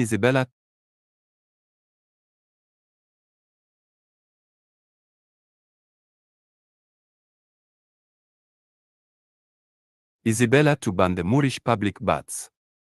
Luckily for Europe and its subsequent scientific renaissance, key Moorish works had already been translated and circulated. Some had even been smuggled secretly into the European academies, thus major seminal inventions introduced and established before Ximenes' bonfires were preserved. As Koru points out, the thousands of volumes committed to the flames by officials and agents of the Holy Inquisition embodied the best of Islamic and Hellenistic learning which had been fed from its earliest beginnings by roots buried deep in the creative soil of Africa. Compared to the Christian principalities like Galicia, Leon, Castile and Navarre, Moorish Al-Andalus was a region of unbelievable enlightenment. Moors in heraldry expelling the Moors and erasing their achievements continued on a relentless pace. In 1496, to appease Queen Isabella, King Manuel of Portugal announced a royal decree banishing the Moors from Portugal. The Spanish King Philip III also expelled the remaining Moors by a special decree issued in 1609. History shows that as many as 3.5 million Moors, or Moscos, as their descendants were called, left Spain between 1492 and 1610. Over 1 million of them settled in France. Others moved further north into Holland, and others into Britain where they settled in England and Scotland. Today, all over Europe, there are noble families whose ancestry was Moorish. Historians have proved that Europeans with surnames such as Moore, as in Roger Moore,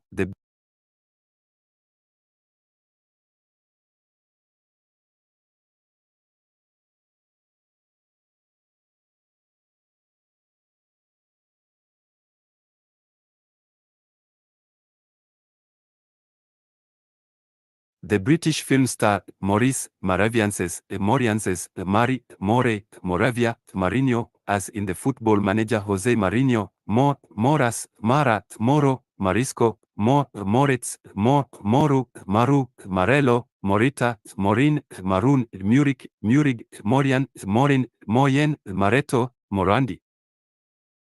The British film star, Maurice, Moravianses, Mari, More,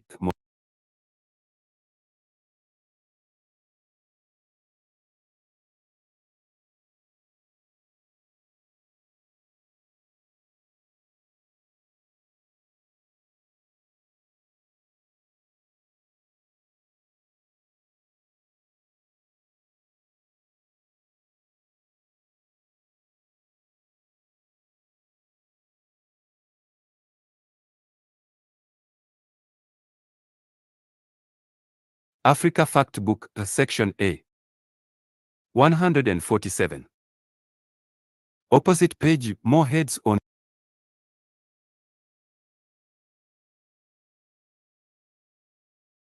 Opposite page, more heads on European heraldry. Logic suggests that a defeated enemy is not eulogized on victors' coats of arms and other public symbols.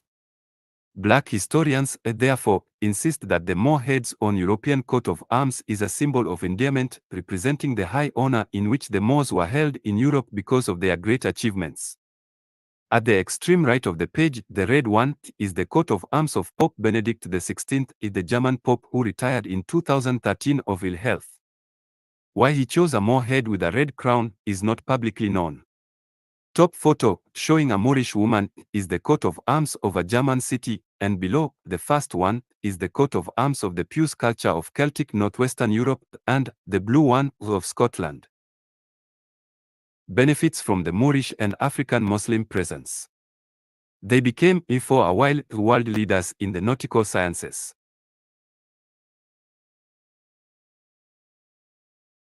And Maries, all of these descended from Moors, or have descendants who were Moors, as those surnames are variants of the word Moor. This fact explains why all over Europe, putting more heads on the coats of arms of noble families, monarchs, towns, principalities, and by bishops and even the Catholic Church and popes became fashionable, starting from the 13th century onwards. It was because of the high achievements of the Moors in Europe and the honor attached to those achievements. However, today, over 500 years after the end of Moorish rule in Spain, the Moors of heraldry have become a controversial subject as contemporary European historians, writers, and journalists continue to push the line that the Moor heads on European heraldry are symbols of defeat by the Christian Crusaders or as captives and slaves. But other European historians and writers reject this characterization. According to one of them, the Moor's head is generally a sign of law, authority, and power. Indeed, taking the head of a Muslim Moor was a particularly potent symbol of triumph in the days when Islam and Christianity battled in Europe and the Holy Land. Other Europeans insist that the Moor's head is often used as a canting coat of arms by families whose name is based on the roots Moor or Moor. This is the case not only in Corsica, but also in continental France, Flanders, Augsburg, and Switzerland. In London, the Victoria and Albert Museum, V&A, maintains that the Moor's head has connections to the Crusades, associating individual families with victories over the Moors. The Moor's head may also have connections with the Hohenstaufen dynasty, which ruled the Holy Roman Empire from 1138 to 1254. Other families may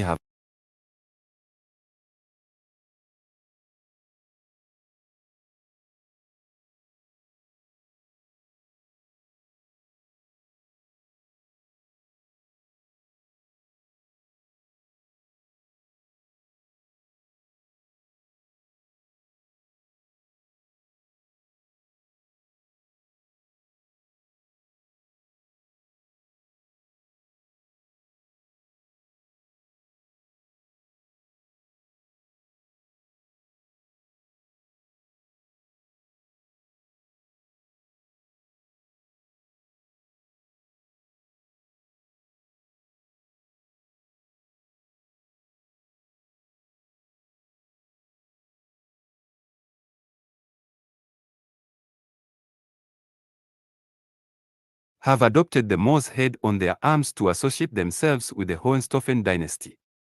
By 1400, a Moor, as a crowned head in profile or occasionally as a full figure, was relatively common in German heraldry.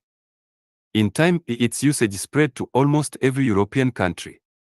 The Moor's head was also used in Italian heraldry, especially by families in the north and center of the peninsula. According to the V&A, the earliest known example appears in the 11th century. Its use by families such as the Saraceni of Siena, the Morandi of Genoa, the Maris of Bologna, the Negri of Vicenza, and the Pagani of Saluzzo suggests that the device was intended as a pun on surnames similar to the Italian words for Moor, Negro, and Saracen. But whether a pun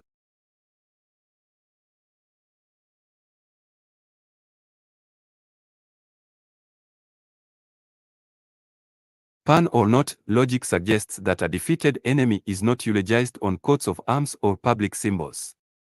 If truly the Moor's head on European coats of arms represents defeat, captivity, and slavery, then its presence in European heraldry is misplaced. Black historians, however, insist that the Moor heads on European coats of arms are symbols of endearment, representing the high honor in which two men in a burning house must not stop to argue.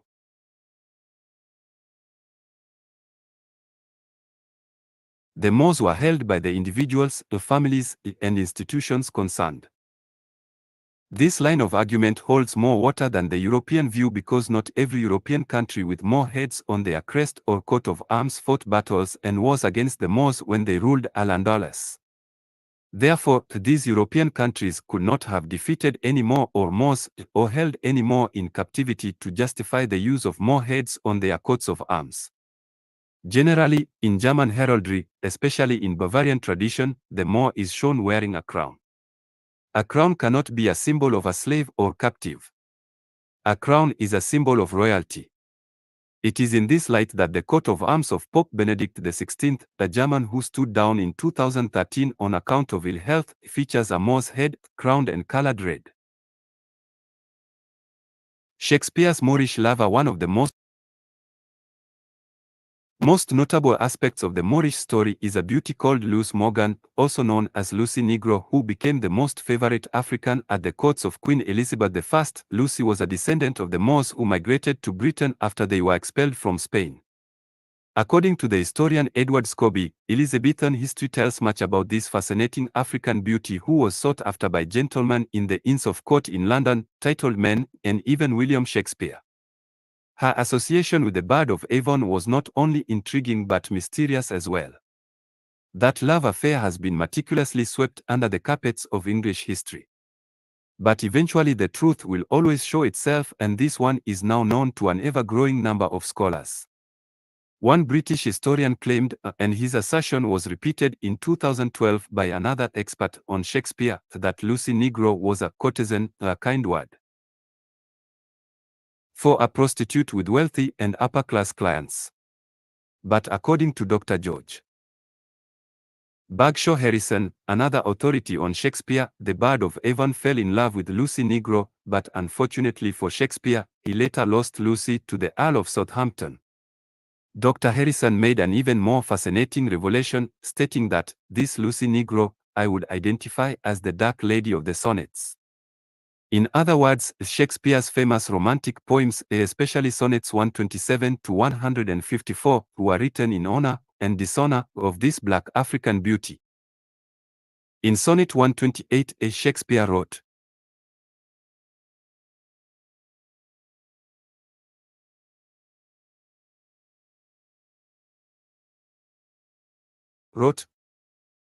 to kiss the tender inward of thy hand / whilst my poor lips which should that harvest reap, or since sausages so happy are in this / give them thy fingers, me thy lips to kiss. Such was the fascination Lucy Negro held over Shakespeare that Dr. Leslie Hodgson, another expert on Shakespeare, who has been described as a man of brilliant and unorthodox scholarship, wrote after exhaustive research, I have been at some pains to collect facts and reports about Luce Morgan. My reward is the discovery of a series of documents indicating that some years before she charmed Shakespeare, she had first charmed Queen Elizabeth. How then did Queen Elizabeth come to be charmed by a prostitute? It follows that this tall and statuesque African beauty was very special indeed, so special that in Sonnet 127, Shakespeare begins to give faint hints about his exceptional African lover by writing, in the old age black was not counted fair, or if it were it bore not beauty's name, but now is black beauty's successive heir, and beauty slandered with a bastard shame. Opposite page, Luce Morgan, also known as Lucy Negro, the black woman who became the favorite African at the court of Queen Elizabeth I. A descendant of the Moors who migrated to Britain, Luce became a much sought-after woman by British gentlemen, including William Shakespeare. The love affair between Lucy and Shakespeare has been meticulously swept under the carpet of British history, but knowledgeable historians and experts on Shakespeare insist that the Dark Lady of Shakespeare's sonnets was Luce Morgan. She turned the head of the Bard of Avon. A dog that is determined to go astray will not wait to listen to the voice of the master.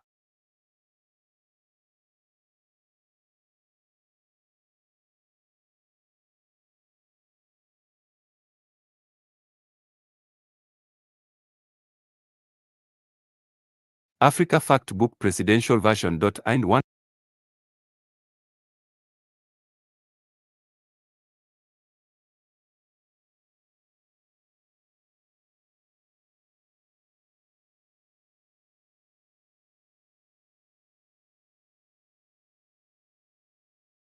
Unfortunately, after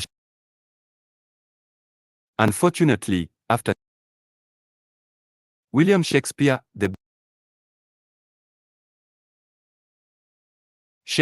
the Bard of Avon, could not. Africa Fact Book Presidential Version. And 150 July 9, 2025, 35 p.m. Africa Fact Book, Section.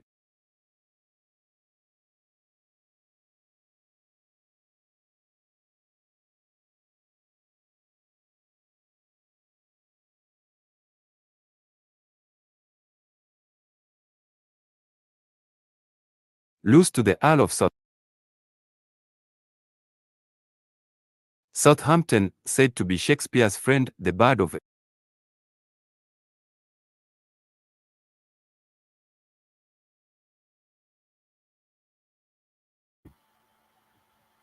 Okay, yeah, looked like somebody had tried to come in here, and if you tried to get in here, family,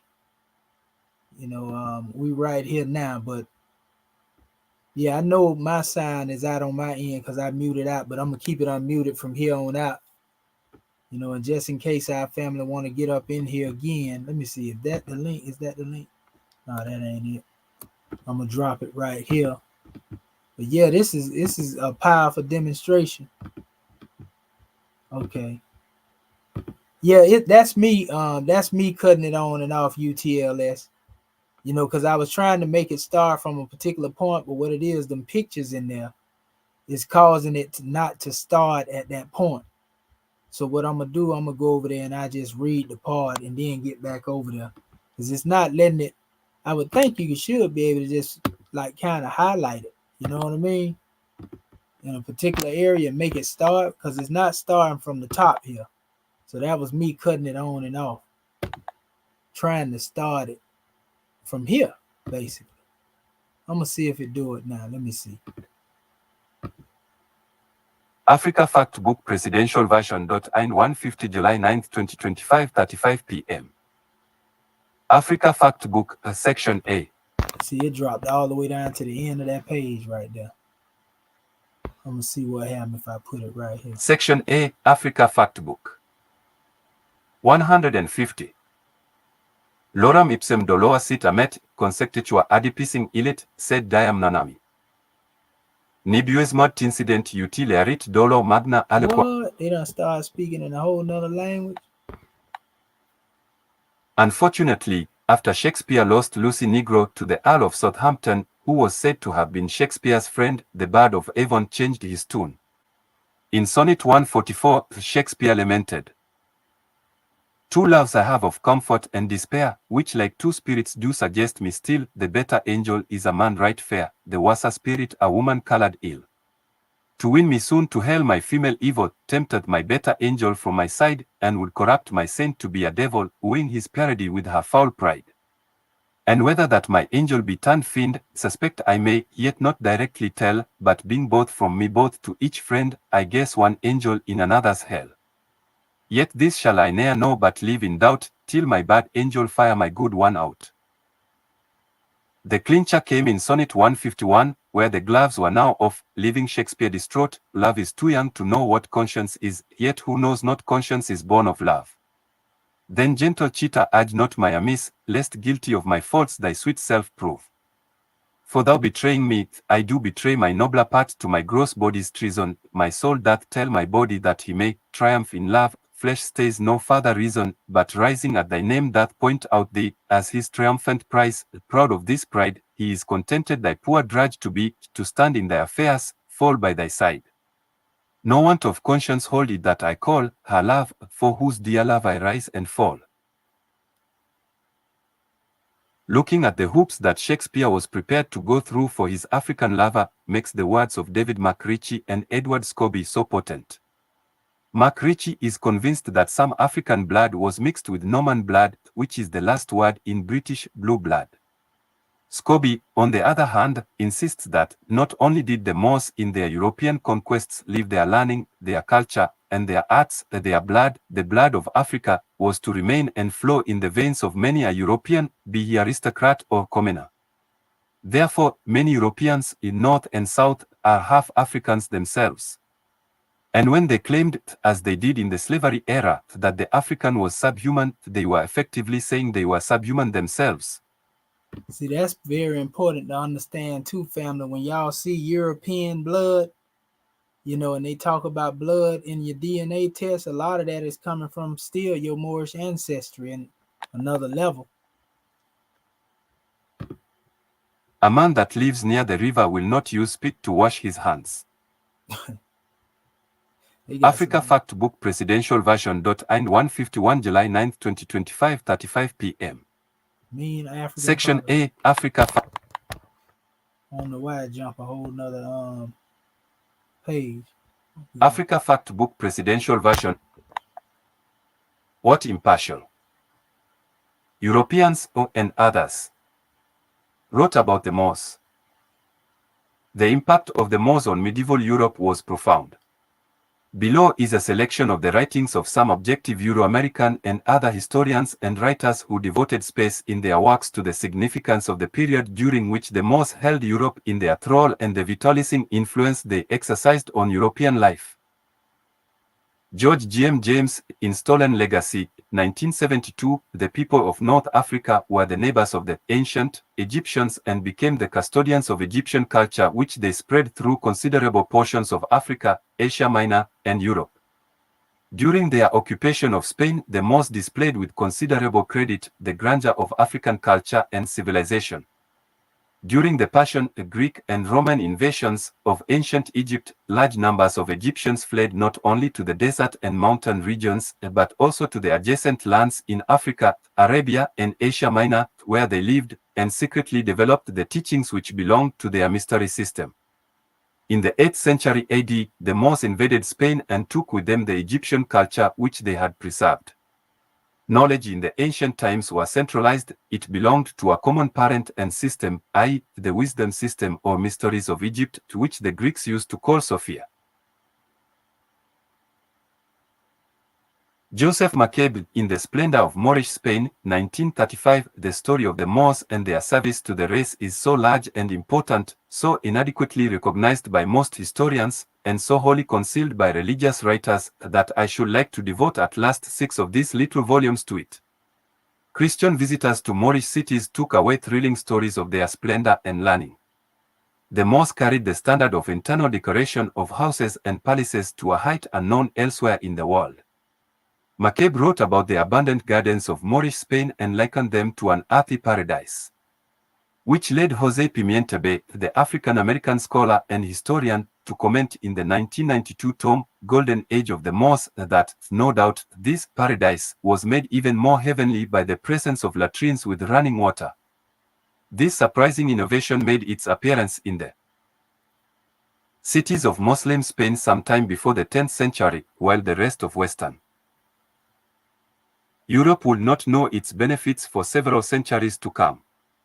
Andalusian cities, according to McCabe, even had streets lighted, paved, and finely drained by the middle of the 10th century. He compares these illustrious Andalusian cities with those of Paris and London some 6 centuries later, and says of 16th century Paris and London, foul and contaminated water trickled along, or lay in stagnant pools on the unpaved streets. The misfortune that comes into town does not wear a turban. Africa Fact Book Presidential Version. And 152 July 9, 2025, 35 p.m. Africa Fact Book, Section A.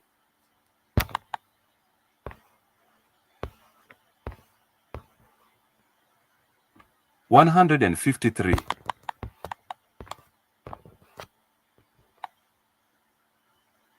John William Draper, in History of the Intellectual Development of Europe, 1864, I have to deplore the systematic manner in which the literature of Europe has contrived to put out of sight our scientific obligation to the Mohammedans, the Moors. Surely they cannot be much longer hidden. Injustice founded on religious rancor and national conceit cannot be perpetrated forever. Now, this is a Addressing European specifically scholar, the John William Draper, now writing about it. Look at what he said. He said, I have to deplore the systematic manner in which the literature of Europe has contrived to put out of sight our scientific obligation to the Mohammedans, the Moors. Surely they cannot be much longer hidden. Injustice found on religious rancor and natural conceit cannot be the perpetrated forever. In other words, the truth that's crushed to the earth, is definitely going to rise again, like Prophet Noble Drew Ali said. And also, you can't hide the truth forever.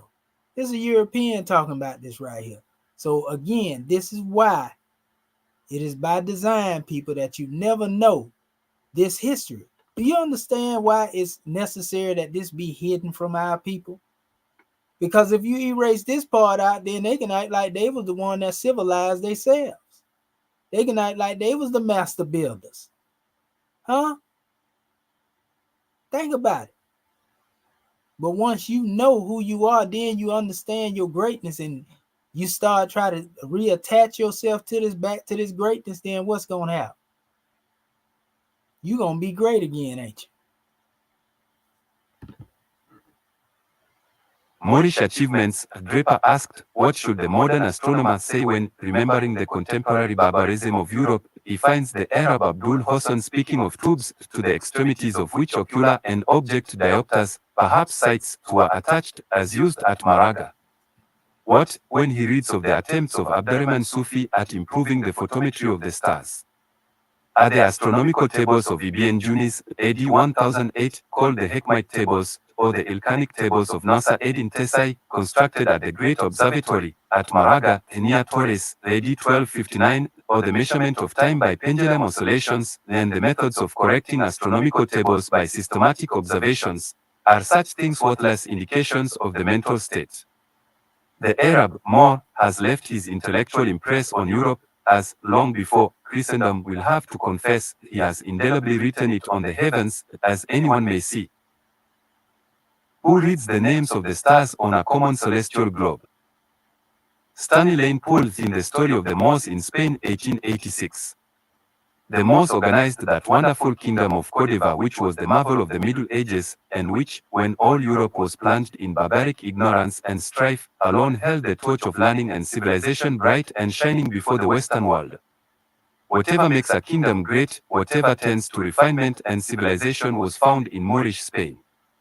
Still on the city of Côte d'Ivoire, the Moorish capital, Lane Poole wrote, Côte d'Ivoire was the wonderful city of the 10th century. The streets were well paved and there were raised sidewalks for pedestrians. At night one could walk for 10 miles by the light of lamps, flanked by an uninterrupted extent of buildings. All this was hundreds of years before there was a paved street in Paris or a street lamp in London. Côte d'Ivoire, with a population exceeding 1 million, was served by 4,000 public markets and 5,000 mills. Its public baths numbered into the hundreds when bathing in the rest of Europe was frowned upon as a diabolical custom avoided by all good Christians. Moorish monarchs dwelt in sumptuous palaces while the crowned heads of England, France and Germany lived in big barns, lacking both windows and chimneys and with only a hole in the roof for the exit of smoke. Education was universal in Muslim Spain, being given to the most humble, while in Christian Europe 99% of the populace was illiterate, and even kings could neither read nor write. In the 10th and 11th centuries, public libraries in Christian Europe was conspicuous by their absence, while Muslim Spain could boast of more than 70, of which the one in Côte d'Ivoire housed 600,000 manuscripts. Christian Europe contained only 2 universities of any consequence, while in Spain there were 17 outstanding universities. The finest were those located in Almeria, Côte d'Ivoire, Granada, Jaén, Malaga, Seville, and Toledo. Scientific progress. In astronomy, chemistry, physics, mathematics, geography, and philology in Muslim Spain reached a high level of development.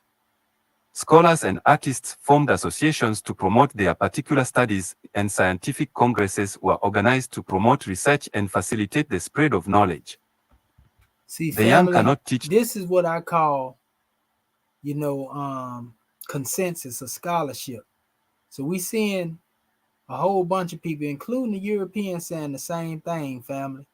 That was already said earlier by our own scholars. So everybody can't be lying. Teach tradition to the old. Africa Fact Book Presidential Version.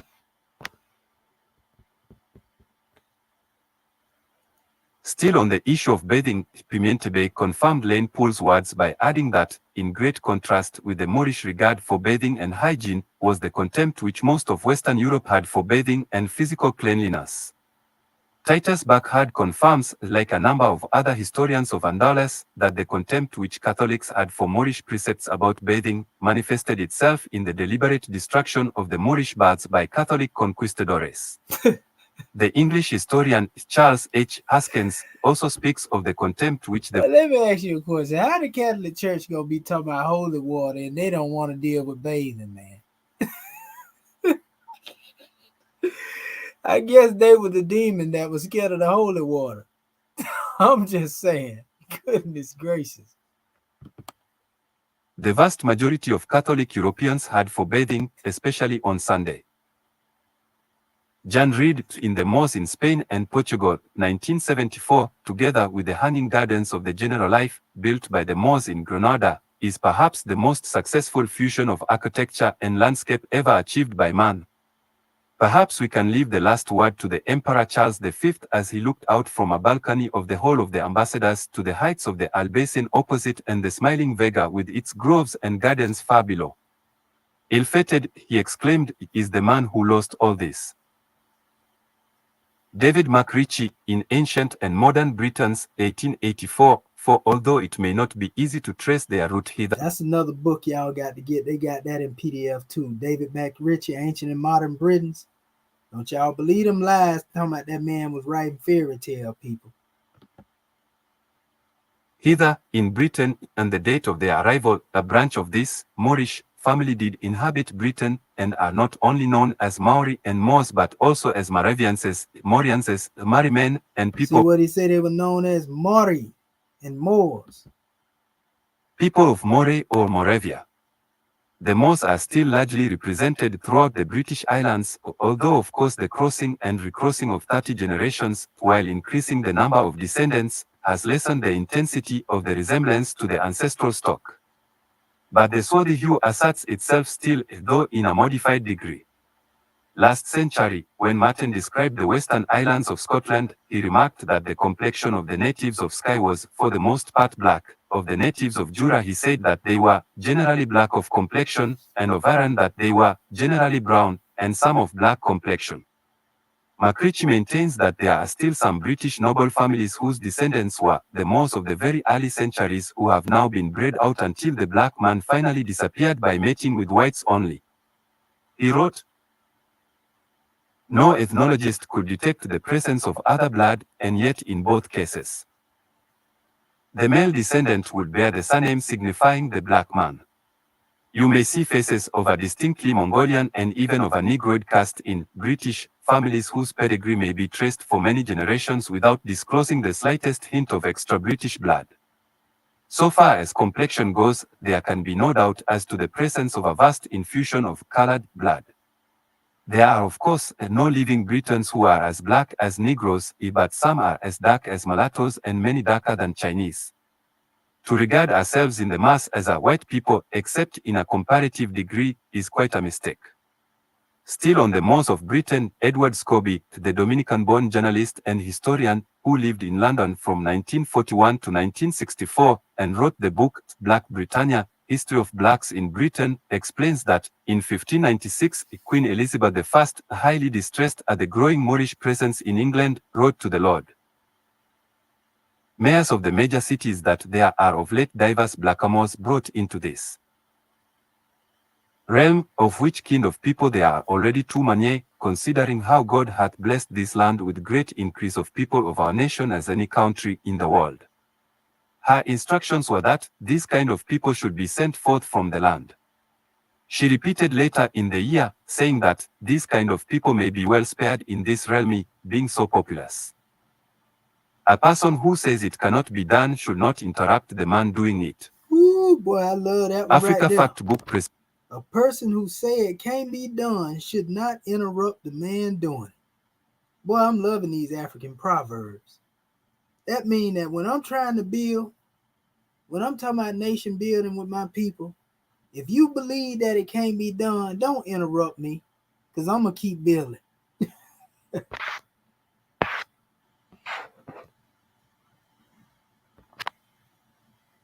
Julian Ribera, in music in ancient Arabia and Spain, the artistic Spain of olden times thus becomes the central bond which ties ancient art to modern.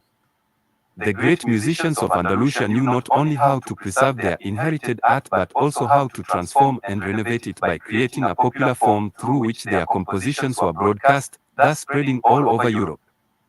This still lives because the people have loved it and adopted it. Europe therefore owes a debt of gratitude to the Andalusian Moors who maintained and passed on a rich fund of music, a perennial spring to which all European composers have come to renew their inspiration, but without seeking its unknown sources. Stanley Lane Poole in The Story of the Moors in Spain, 1886, in 1492, the last bulwark of the Moors gave way before the crusade of Ferdinand and Isabella, and with Granada fell all Spain's greatness. For a brief while, indeed, the reflection of the Moorish splendor cast a borrowed light on the history of the land which it had once warmed with its sunny radiance. Then followed the abomination of desolation, the rule of the Inquisition, and the blackness of darkness in which Spain had been plunged ever since. Beggars, friars, and bandits took the place of scholars, merchants, and knights. So low fell Spain when she had driven away the Moors. Such is the melancholy contrast offered by her history. Man. Moors. Such is the melancholy contrast offered by her history. Professor Thomas T. Hamilton in The African Heritage in European Expansion, 1976, the overwhelming majority of the people under the caliphs were the same people who... Now pay attention, family. These are all sources being cited in this work now. Whose descendants were to discover the world for Spain and Portugal. The Christian rulers displaced the political and religious power of the Muslim rulers. The artists, scientists, writers, and ordinary people were the holdovers connecting the two civilizations. The Mozarabs who took the lead in the economic and cultural life of the New Spain were not Arabs, but rather were African Berbers, who, as time went by, were assimilated into the basic Iberian stock. Furthermore, when the Christian princes regained the peninsula, the old civilization was not destroyed. Religious art, of course, was influenced adversely, but the actual scientific achievements were retained, and Toledo became a great translation center under the Castilians. While the rural districts continued their feudal feudalism as they had both before and during the Muslim rule, the cities continued to bloom, thanks to the vitalizing influence of the Mozarabs and the Jews. Regarding Europe's global expansion, Professor Hamilton wrote, Prince Henry, the navigator of Spain, had swept away from the minds of even the legends of the unearthly terrors which had hitherto precluded voyages into the unknown. He had proved the feasibility of Atlantic travel and had provided and perfected the ships and instruments to reduce the actual dangers to be encountered. Diaz, Columbus, da Gama, Cabral, Vespucci, and Magellan were the fruit of the tree planted by Prince Henry. The chains were broken by the law and lure of Africa. Africa not only influenced European expansion, it determined it. The background of the African Moor and the lure of African gold broke the fetters that bound the European to Europe. I mean, come on, man. How much more?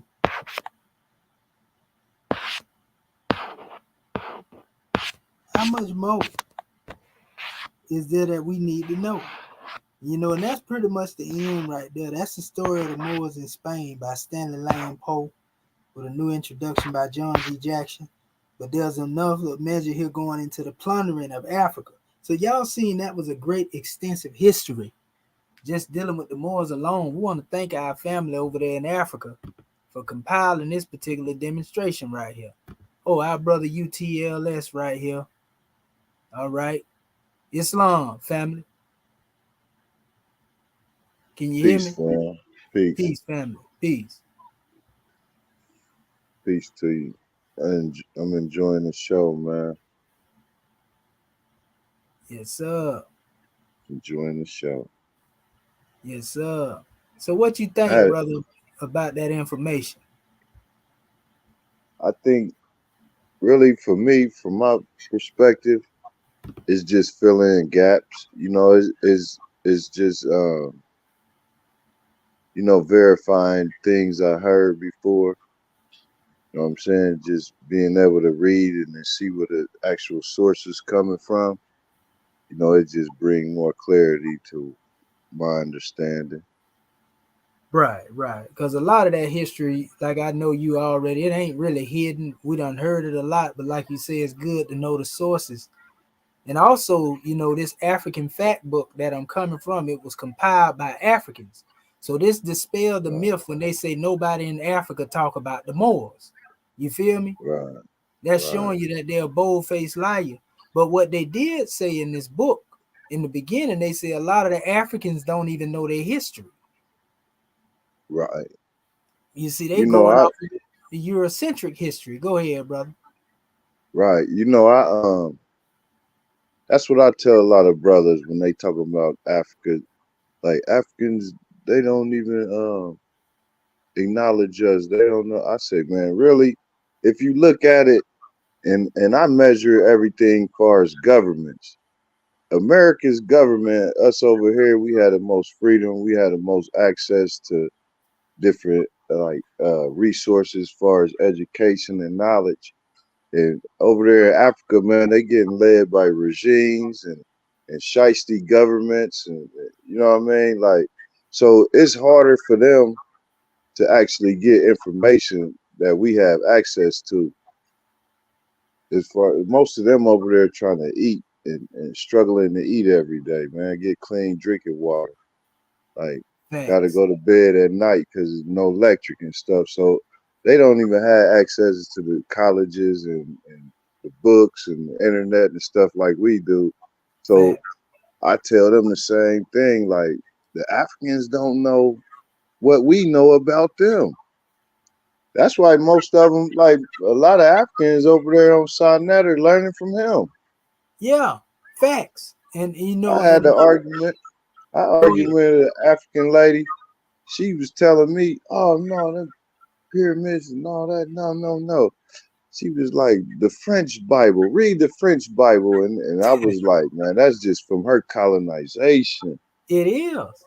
That's She didn't fact. know nothing about. I was asking her about temples and pyramids and stuff like that and ancient civilizations. No, no, no, no, none of that. Don't believe none of that. Like, just read the French Bible. That's all she kept saying. And I was like, oh man, she must have been colonized by the French. Yeah. And then, you know, their only claim to fame is to make themselves authorities. I'm from Africa. Yeah, but cause Right, you from Africa don't mean that you don't know you've been colonized. You know right, what I mean? And so only thing I will give honors to a lot of them for is that even though a lot of the stuff they've been through, they didn't allow, some of them won't allow that to cause them to not love each other to a certain right, degree. Feel me? And right, love, you know, even some of our people, they look at, they worship us, to be honest with you. To a certain degree, a lot of people don't know that. They don't really, it's only when they come over here that yeah. they have, you know, a different outlook when they debrief them. Feel like You know, they in competition with us, but really, it's mhm. like how they do all the foreigners. Yeah, they debrief I, everybody I when they think that coming in here. yeah, yeah, Yeah, go yeah, ahead, brother. yeah. No, you said it right. They debrief them.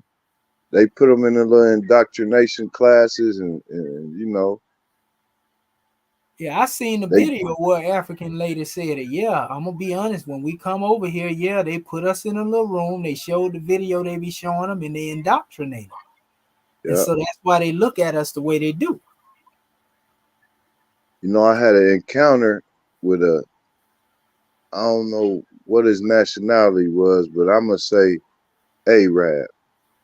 Yeah, I come into the bank, and he's sitting there at the bank. As soon as he locked eyes on me, he was staring at me. I'm talking about like his whole body direction was turned towards me, the lady was trying to talk to him, sir, sir, sir. He looking at me and talking to her, but looking at me. So the next teller called me over, and I had to go like around him. He did like a whole 360 and keep his eyes and body on me. So after he stared at me about another 30 seconds, I said, hey, man, why are you staring at me? You've been staring at me since I came in here. Like, this is my country. My people done died and fought in wars and stuff in this country. Like, ain't no way I should be feeling uncomfortable in my own land. And then he said, oh, no, I'm just kidding. I'm just kidding.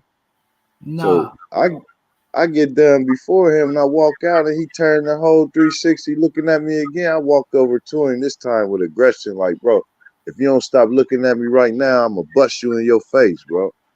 And the teller was like, oh, no, it's a bank, sir. It's a bank. I said, but y'all see what's going on. And you see I'm not wrong. You see what he's doing. Like, this is totally disrespecting me as a real American.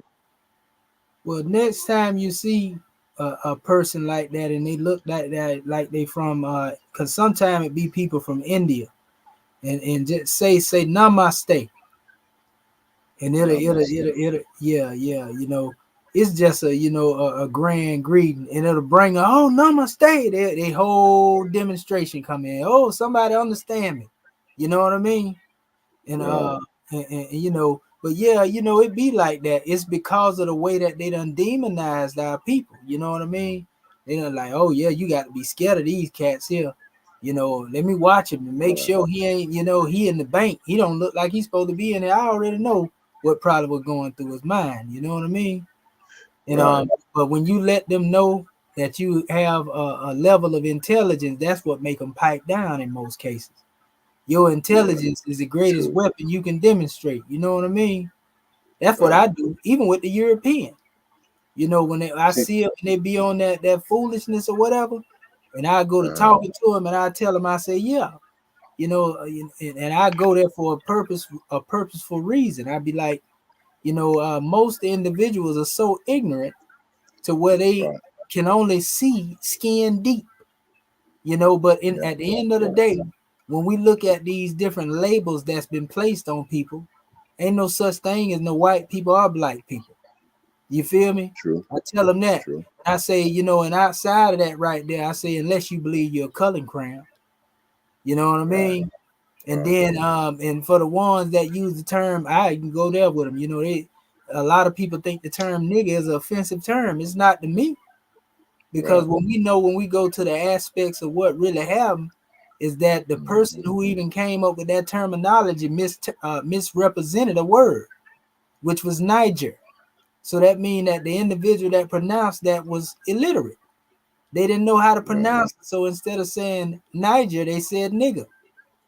You know, but we Mhm. know when we go to the root of that and we speak of, you know, a high vibration of the root, we can go back to the word negus, you know, back to the kings or the Nagas, The you know, we Nagas. still with the Yeah. gods, you know. Right. So yeah, if one want to call me God, I ain't got no problem with that. When you say that, you should see Man, the look that come on their face. You crush man, them. listen. You take Listen, power from them when you talk to them like that. You feel me? you you hitting it all on the nose, man, because I done had like many situations with many different like foreign nationalities of people. Like, Yeah, as a matter of fact, I lease a car wash and the owners are from Nepal. And he always sent me these little YouTube videos, Sun Guru and all these people. And they yeah, just had like a one about the Nagas. And he came in like, you see that Naga video? Yeah, they real deep on the Naga. So I say, you know what Nagas is? Really? And you know, I got to talking and breaking it down. No, that's not it. That's not it. So I've shown him a picture. I said, you from Nepal? I said, man, this is Buddha. You like, you yeah, never looked at the back of the statue? Because yeah, his hair, like, little curly, got the, and that's what I tell him. But one thing about him, they say, we black. They say it like, man, I'm black. Because they talk about the little yeah. white Cause man, it the teaching them. government and stuff. They be It like, we teaching. black. But I be like, I don't know if you black, because I'm like, your course of hair, man, you got that European hair. Yeah, And they be what it like, is, no, I'm black. they get that from the teaching, because they call Krishna Lord of the perfect black. That's their translation, Right, but that's what I be right, telling them, the same thing about the word Kemet. Like right. people don't understand that these words black and white didn't exist as colors in the ancient time, because the English language didn't exist then. So, Right. they taking a modern word trying to reclassify it, of what was basically stated in dealing with some ancient. So Mm. yeah, they correct. The original people of But India, they but actually check this. they But were called but Moors, to be but honest check with this though.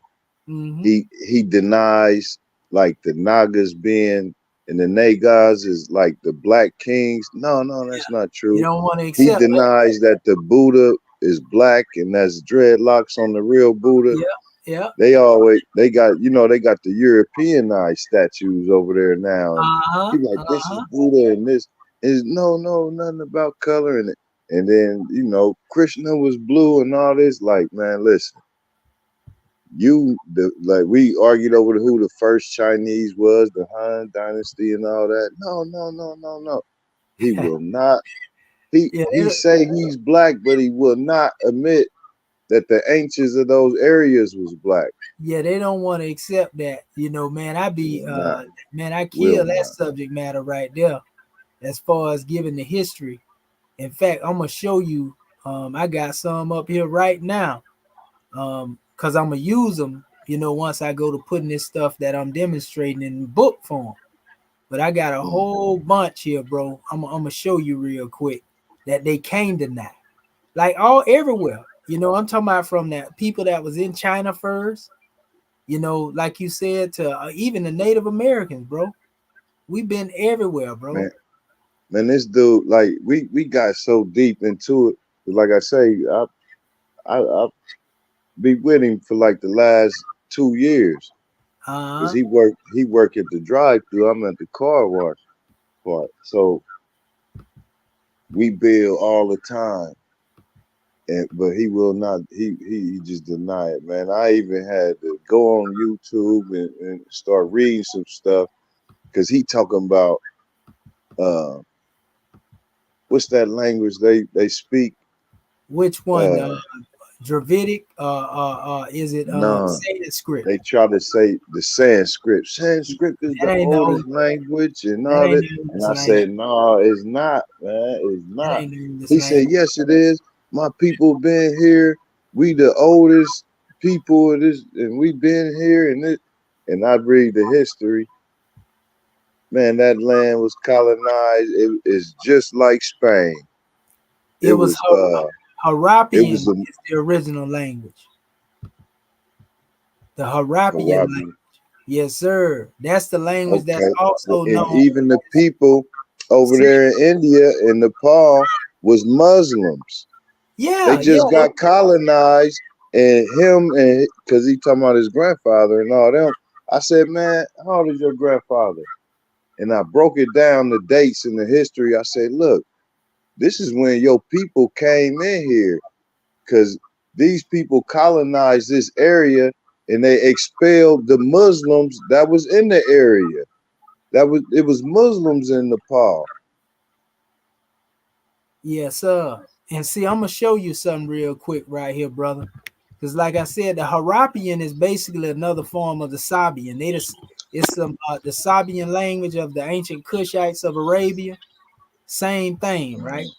So I'm gonna show you something right here. Honest to our brother Isonic. See, a lot of our people don't know when I be coming in here demonstrating. A lot of people be thinking because they don't know no better. I be attacking a particular way of life, or I don't know exactly what I'm demonstrating, but they don't know I done demonstrated the way that these other nations want us to demonstrate. And I chose to come into the knowledge that deal with teaching our people the truth that they ain't teaching. Same Right. thing with Islam. I honor everything about the Quran. I honor everything about Allah. I know who Allah is, but I don't teach it the way the Arabs teach it because I know exactly what I'm teaching. I done studied the hadiths and all that stuff right there. They don't understand. They think I'm somebody that's just newly reading this stuff.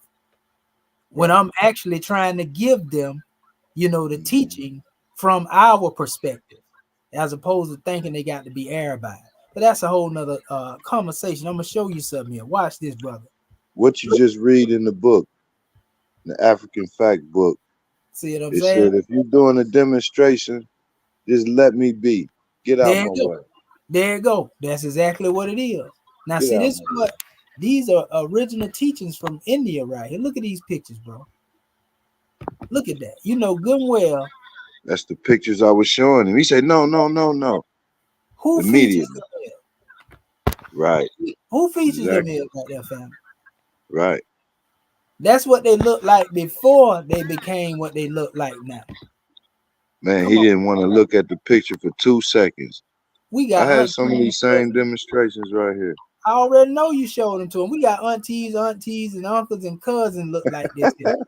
Come on, man. You know somebody look like all of these pictures among our Then look people. at the hair. I was trying to show him the hair. I said, your hair can't do this. As nappy as ever, bro. You should have told him you look like the modern images, not the ancient ones. That's Look at that. that's he sell the little statues in there. Try to give me one. I said, I don't want that statue. That's not Buddha. That No, fat, I don't know. That little fat pale thing they got, man. I don't know what that is. now Look notice how that. athletic Buddha it was. Yeah, And look at the fat Buddha they got now. yeah. Now you look at Shiva from Kampa in Vietnam. This is like the more Asiatic, the Japanese or the Chinese looking looks that they have right here. Same place. Look at that, family. Come on, man. They better stop playing. You know good and well them our people. That's why I keep telling them the ancient time. I ain't talking about them modern people you looking at right now. Go look at the ancient things, just like the headdress, the fez. All that right there come from over there, family. You know what I mean? They wasn't the only people wearing it. It was wore all over the place. You know what I mean? Like we come on, man. Look at this. That looked like Mighty Hebrew right there to me. But right here, look at that. Come on, man. You know good and well with them naps up there on that head. That is not no. And he they go in real time right here. Right. The further you go back, the more you can see them features, family. Naga. That's the people they kicked out of Nepal right there. And Yeah, replaced them they with the his real people. Napoleons right there. Look at that. Yeah. That's why he talking about he black. He want to admit it, and that's a mixed version of him looking like that. Come on, man. They better stop playing. Look, even the concept of the braids. Mm. Being rock, bro. Look at that. Look at that. Now you know good and well that ain't no woman that look like no average Indian woman today. You know good and well them features is definitely, and this is why, because these people come from the Indus Kushite Valley, but they were the Indus Kushites that come from the Medo Kushite civilization. They were coming from the Nubian civilization. They took a lot of the teachings over there too. A lot of people don't know that. I do because I studied it. Come on, look at that sister. This in India now. Right. Tell me that ain't now one of our sisters right there, bro. Yeah. They better stop playing. They better stop it. So like, and that's why I don't even play with. You got a line. I never seen some of them. That's what I'm saying. And I had to dig deep for these, bro. You know what I mean? Like, bro, we can't make this stuff up. So we can give you the answer. And here you go, just in case they say that wasn't them. Right. They didn't go in living color right there, bro. Yeah, they ain't washed the paint off all that yet. Huh? They ain't get the paint off of that yet. Oh yeah, most definitely. And so like we can go all the way in. Like that's a real good one right there. That one I was just trying to expand right there. Yeah. Look at that. Every last one of them features, you can find somebody that look like that. What's that? Like a king's list? Like it's like a collage of like queens, actually. Queens. Yeah, these are queens from that particular area. It's just got a whole bunch of them put together. You know, but you can see their features is definitely Afrocentric. You know, and right here, here's another one with the dark complexion. You know, like come on, man. These were the real divas and not. Now this is your boy Ashoka right here. Ashoka was known as the one who established the Mauryan dynasty. The Mauryan dynasty were known as Moors. You know, Noble Drew Ali talk about it. And you can see like I said, they got the same headdress. That's Vishnu right there. You know, with the Fez headdress on. Like, come on, man, we can't make this stuff up. They better stop playing. You know, this was the one I was trying to get you to see right here. Yeah. Yeah, man, look at them lips and that nose. Come on, man. You don't know nobody with that broad nose and them lips other than us, family. That's our phenotype. That's Everybody my nose right there. see what I'm saying?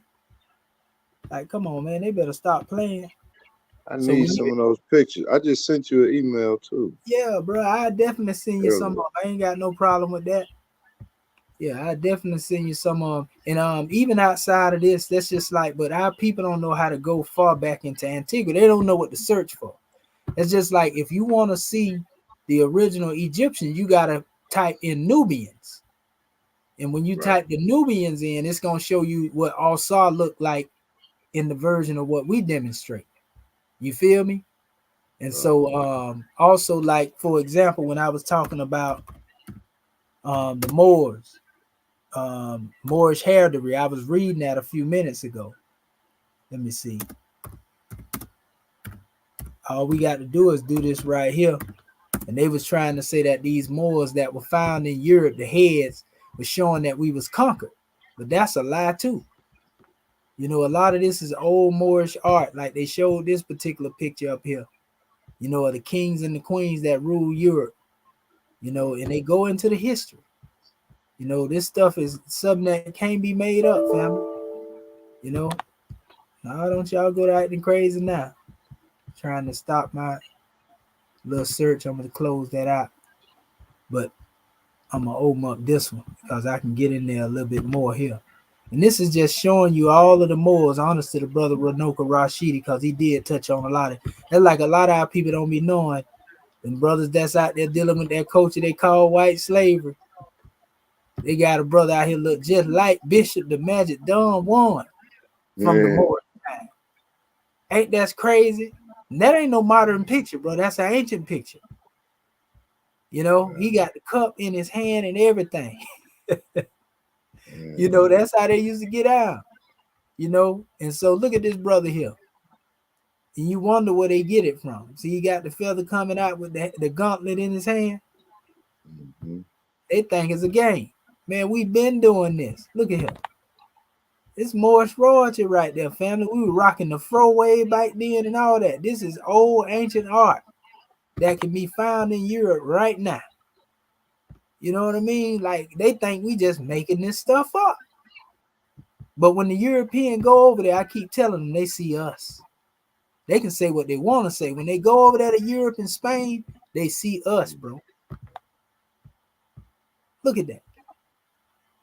And then it goes beyond just these pictures because they actually have them in statue, like I was showing you right here. And they got a whole lot more of them right there, man. Look at that. We cannot make this stuff up. And the more you go into it, the deeper you dig into it, you see that our people was on the manifest. You know, we just read it to them out of the African Fact Book. Now we showing it to them. You know good and well that ain't no European right there. No good and well that ain't no European. You know, so I mean, it's crazy though. Look at that there. Yeah, that lead me to the question I had, the reason I came up here. Yes, sir. Tie right into everything we talking about. Yes, sir. Okay. Like you just said about the Moorings, what would we say, tribe or nation that was in like Nepal.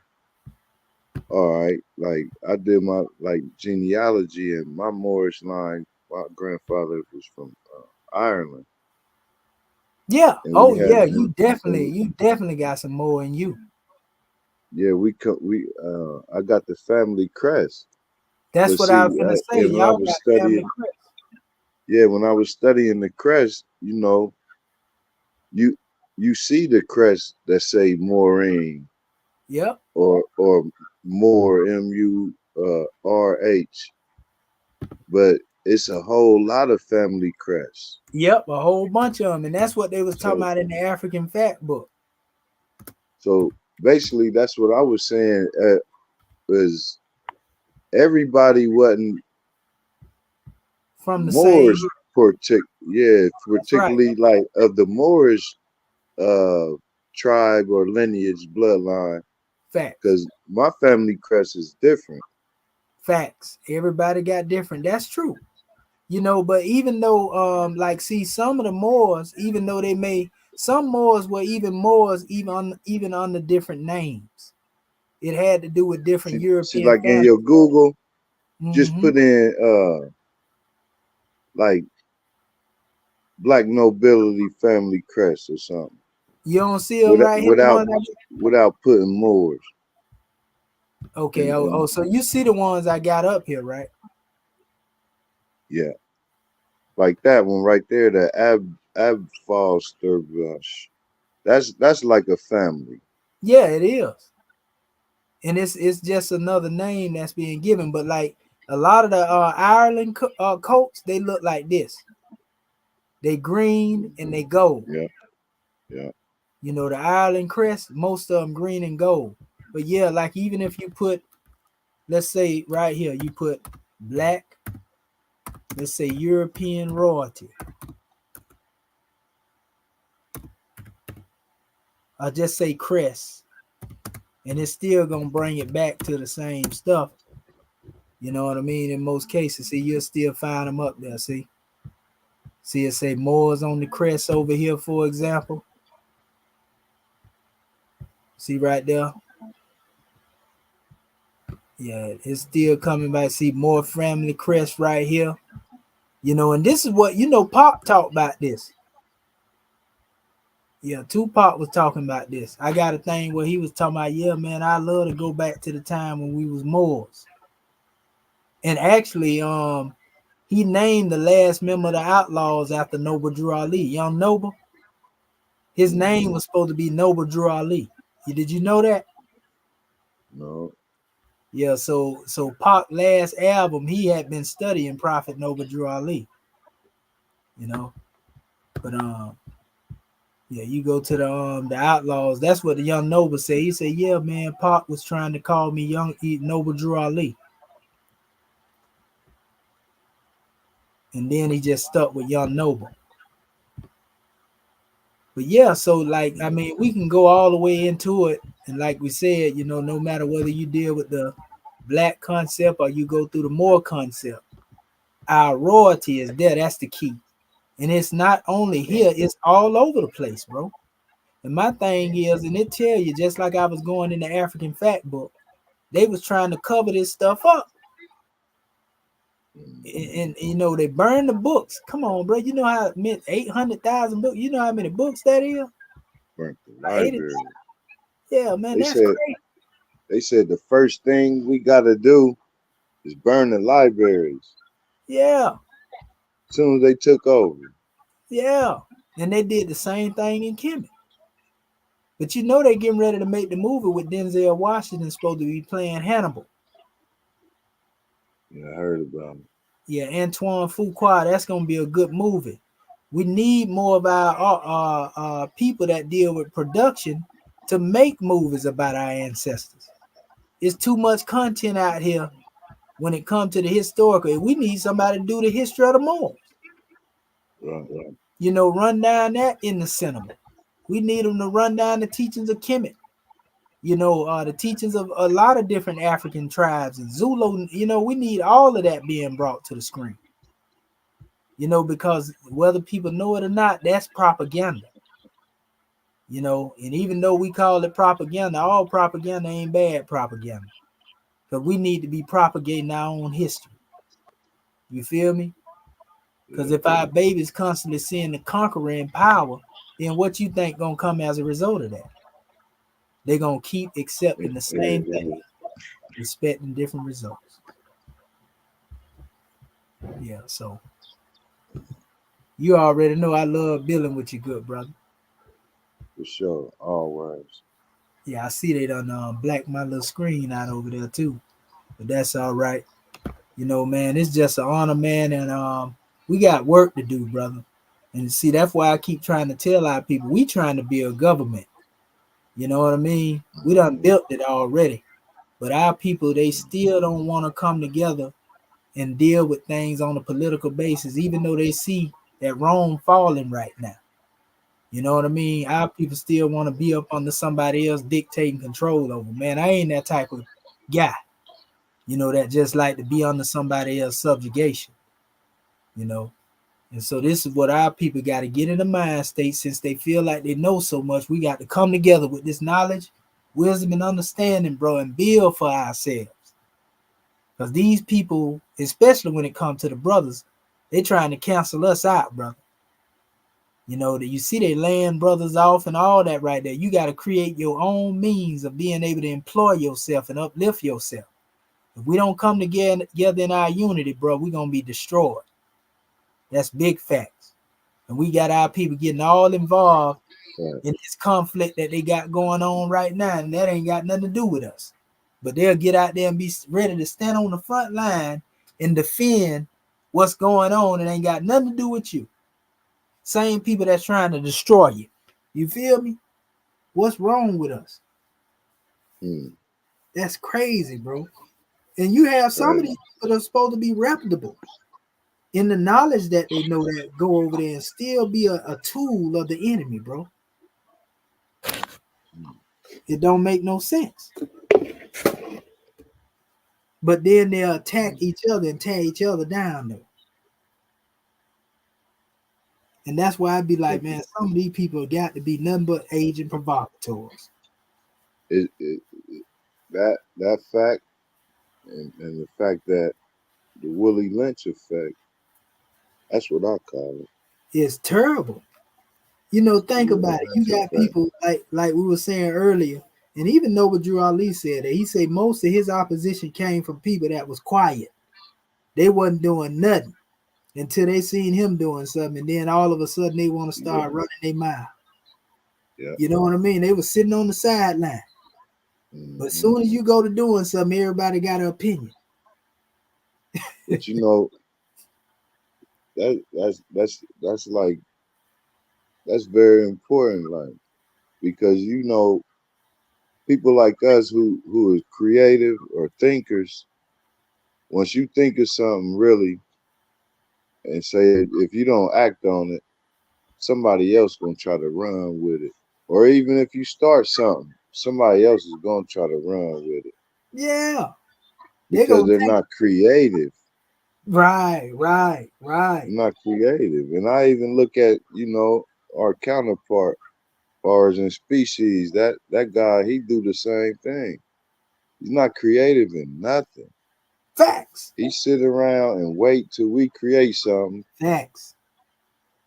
In the position he's in with these little companies and you know, resources, they started and they take off with something that we created. Facts. Like you just read, man, you talking about some people who we had to force to take the bath. Ain't that crazy, bro? Now we know why they said the demons we had to our ancestors had to force them to take a bath. But to force them to stop killing them animals and eating them on sight. Put it on the fire. You know, like, brush your teeth. But you carrying the genetic gene of that, and you telling me I ain't nothing. You know, nothing against them. I'm just saying, like, this is what you telling me. I'm nothing. I didn't come from nothing. Nah. like you said, man, we need the production. We need the truth to be told. And I'm not even talking about like on some let us get in power and get them back, because now that Yeah, ain't yeah. even Ain't working. nobody thinking like that. Cause we know that whatever we beget, it's gonna come back to us. You know what I mean? It's So just yeah, the fact that the knowledge is the power, and like we empower our kids right now with like the knowledge of them and their real history. that's right. They can stand tall in some cases, more cases, instead of, you know, being in the lower nature, Facts, bro. more You know they positive done energy. demonized us in the eyes of the world, and they literally got the world looking at us like we the scourge of the earth. We believe it. And our people believe it. That's right. We done We seen so much believe it. That's the progress. problem. I agree with you, bro. It Our ain't what own they call people you. believe it now. I agree with you, bro. It ain't what they call you, is what we answer to. Hmm. Yeah, you right, bro. And like that's the problem though. I was telling you, remember I was showing you in that reading where it was saying that we fail because we start dividing ourselves and going to war with information. You know, we started going into disagreement, and the enemy was able to creep in and destroy 780 years of rule. Yeah, That's all it took for us to be conquered. Division. yeah. And that's what it's taken to keep us on the bottom. Division. Hmm. You know, and I tell people like this, I say, use the slave ship analogy. Our brother Sonetta be playing that song, Slave Ship. But you know, when we was on the bottom, those who were brought over, everybody wasn't, but some was. The ones that was brought over, they wasn't thinking about is you Congolese or if you Nigerian and if you believe in the Quran or the Bible or what. Them people were thinking about getting to the top of that ship. And probably they were probably thinking about putting that scimitar on somebody. You know what I mean? But they Yeah. would definitely all had a commonality of dealing with freedom. A lot of them did. And a lot of them, that's They, what I'm talking about. A lot of they them don't came, even tell that part. yeah, and some of them jumped ship rather than die before they get took into bondage. You know, that's why Yeah. the sharks continue to swim along the path. You know, and a lot of it got to do with the spirituality of like Pocket Marcus Garvey say, look for me in the whirlwind. You Mm. know what I mean? Right. Lost in this whirlwind.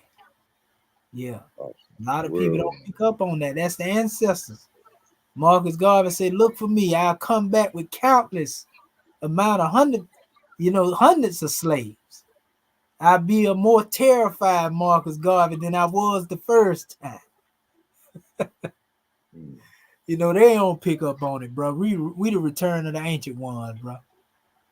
Yeah. The spirit of the The ancestors come back spirit. to us, bro. Yeah. Our help is gonna come from us, not nobody else, not nobody coming out no skies and all that other foolishness. You That's know what I right. mean? It's gonna come through us, but we just gotta wake up. Them babies know what time it is now to struggle. I think so. A I lot of them believe babies, so. they picking up on it, bro. They don't go for nothing, No, you you know. can't put it But in. but they need the right things put in them, because They you know need the that right thing energy they put in. got That's right right. now. That's why they killing each other, because Yep, the energy is in the wrong place. in the They got wrong that place. energy, but it's misguided energy. It's misdirected. That's right, brother. It's not harnessed. You know, and like you said, one's gonna have to come into a consciousness, you know, and you know, mostly it don't happen just like us when we was coming up. The elder was saying the same thing about us. You know what I mean? And now Hmm. that we a little wise enough to see it, only difference is it's real bad now because they taking each other off the count for nothing. You know, back in the day when one get took out the count, it was a reason. Right, So it's a lot of genocide going on. And I right. tell I tell them all the time when I talk to some young brothers, you know, I talk straight to them. I don't judge them and look down upon them, but I tell them, they might be like, OG man, how you doing? You know, and I go to talking to them. I like, well, first, you got to be a man. You know, before you anything, you got to be beyond being codependent. You know what I mean? You got to know how to stand on your own. You know, keep the most high first, whatever you call him. It don't matter, whatever your vision is. As man unfold, as God unfold. But you got to keep that out front. And some of them will listen. You know what I mean? Some of them be sharper than you think, you know. A lot of them are sharper than you think. But it's just, are they gonna make it? You know what I mean? Dealing with the, you know, because we got a one side that's sharp, but we got another side that's out there trying to cancel anything that crosses path. Yeah. You know, And that part is winning. that's Well, the part I winning. see this shift. I see the shift. Really. I see the shift, man. Yeah, you say you see them shifting. Yeah, I see it Yeah, it's for coming. real. Cause it, we went through a period. I don't know, like specifically where you from, but where I'm from, and just like reading the headlines from about 2014 to about like maybe a year or two ago, the young boys was running reckless in every state, every neighborhood. That's when all the young killings was up. It's crazy. Yeah, in my But city, see, it's still going on. You right. but see, like what happens through that is, and what I'm seeing down here, that just gave some of the younger kids under that an example. Yeah, Because a lot of them boys got a lot of fed time.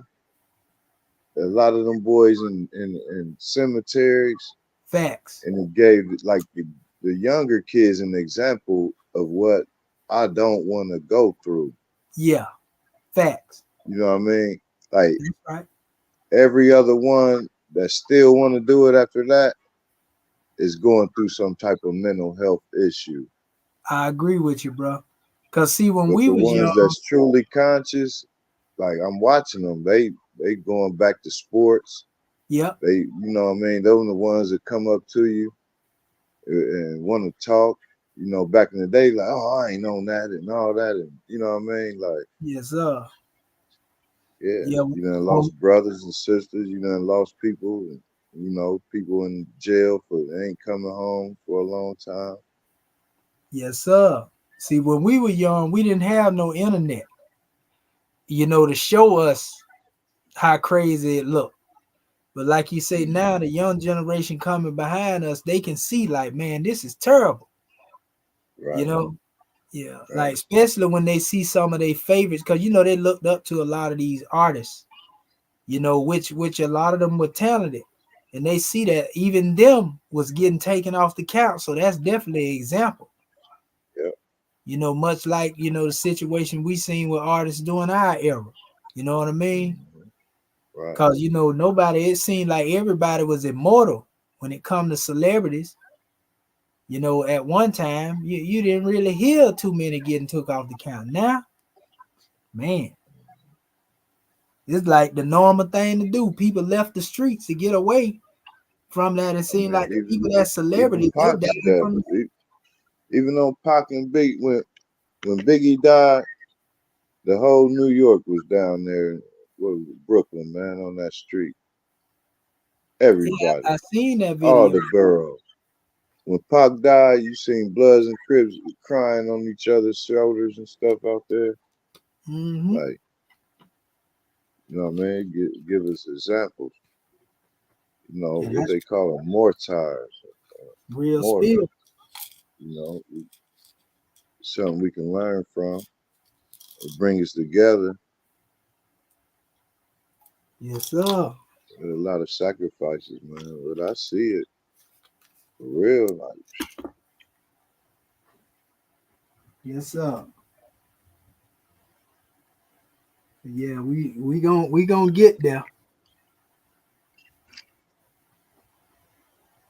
yeah, I'm build with you. Like I say, check your email. I just sent you something. you know, something for the government. Say that again, good brother. I said something that I can add to your cause. We can help each other. Oh yeah. Yes, sir, man. We definitely got the bill. We on the manifest, bro. You ever got a copy of that Book of Fire yet? The Book of Fire? Yeah, the Exhuming of a Nation. No. Yeah, you got to get you a copy of it, bro. You know, you'll love it. You wrote it? Now that's my chairman book. Yeah, he that book there one of the greatest books written. I be, you know, quoting from it a lot of times here. I'm trying to write it down now. The Book of Fire. Yeah, this is the Exhuming of a Nation. By no it's actually by Elihu Pleasant Bay. And 700 pages of straight fire. It's basically about the same size as the African Fact book. They both big.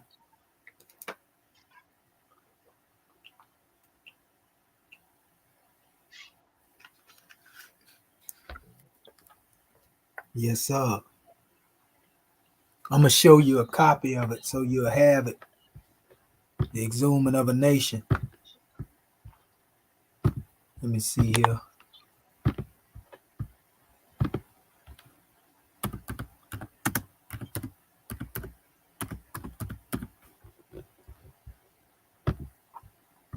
Okay. Yeah, you see it right there. Okay. Yeah. Yes, sir. You got it's a whole bunch of people. You know, they definitely got it out here, man. But the chairman, you can get it from him. Take this number down right here. It's 434 676 1555.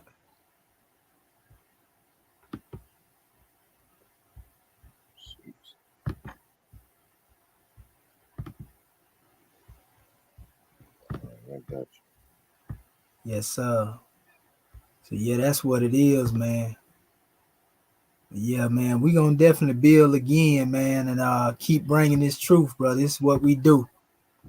Yeah, for sure, man. I just wanted to tap in, man. Continue on, but I'm gonna step down. Yeah, we appreciate you, brother.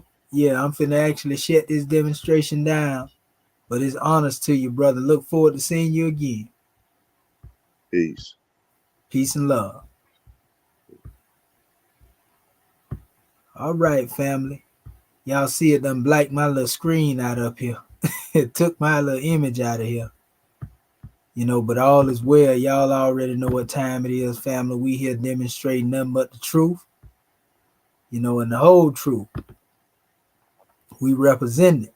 So we want to encourage our family to go back and look at this demonstration, man. Look at the playback.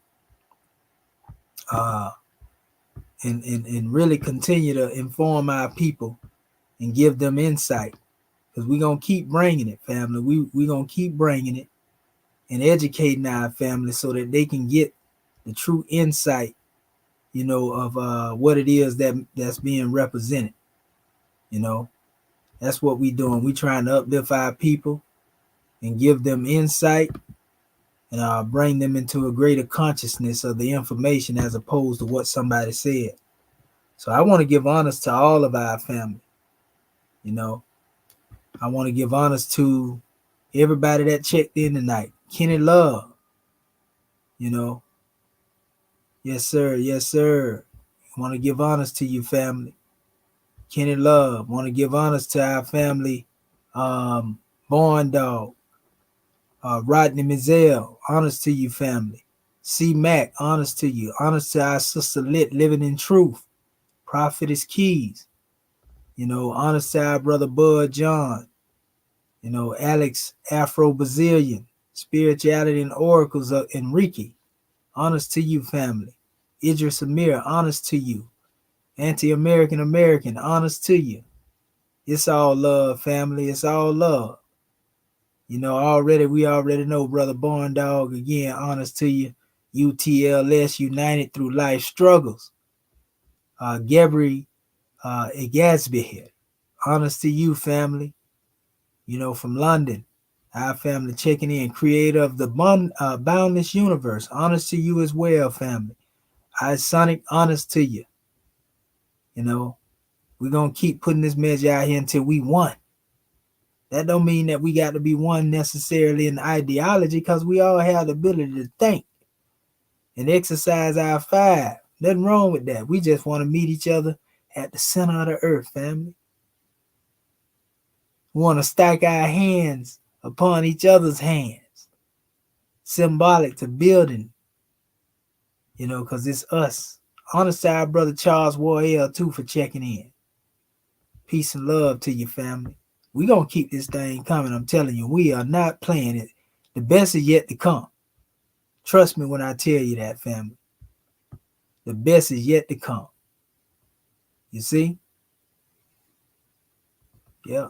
Because right now, the world is falling. And they're going to need good people like us to uplift them, family. They're going to need people like us to uplift them. Somebody got to put that love out there in the ethers. That love power. That's the real saving power, family. That's one thing that any of us, that if we deal with a rational mindset, you know, we know that love for self means love for your nation. So that being said, family, y'all already know we own it. We going to keep bringing this truth. Ain't nobody going to stop us. You know, we ain't got no strings attached. You know, we going to just keep bringing it to our people and uplifting them. You know, that's what we do. You say, can you share a podcast? Of course. Yeah, man. We ain't got no problem with you sharing a podcast. Yeah, you can share one, bro. We'll check it out. You know, we all for it, family. We ain't there one of them people that believe that don't nobody else deserve to shine, bro. Yes, sir. And what I'm going to do right here, I'm going to give us a vibration, take us out on some good vibes. Let's see if I can pull something up right here real quick.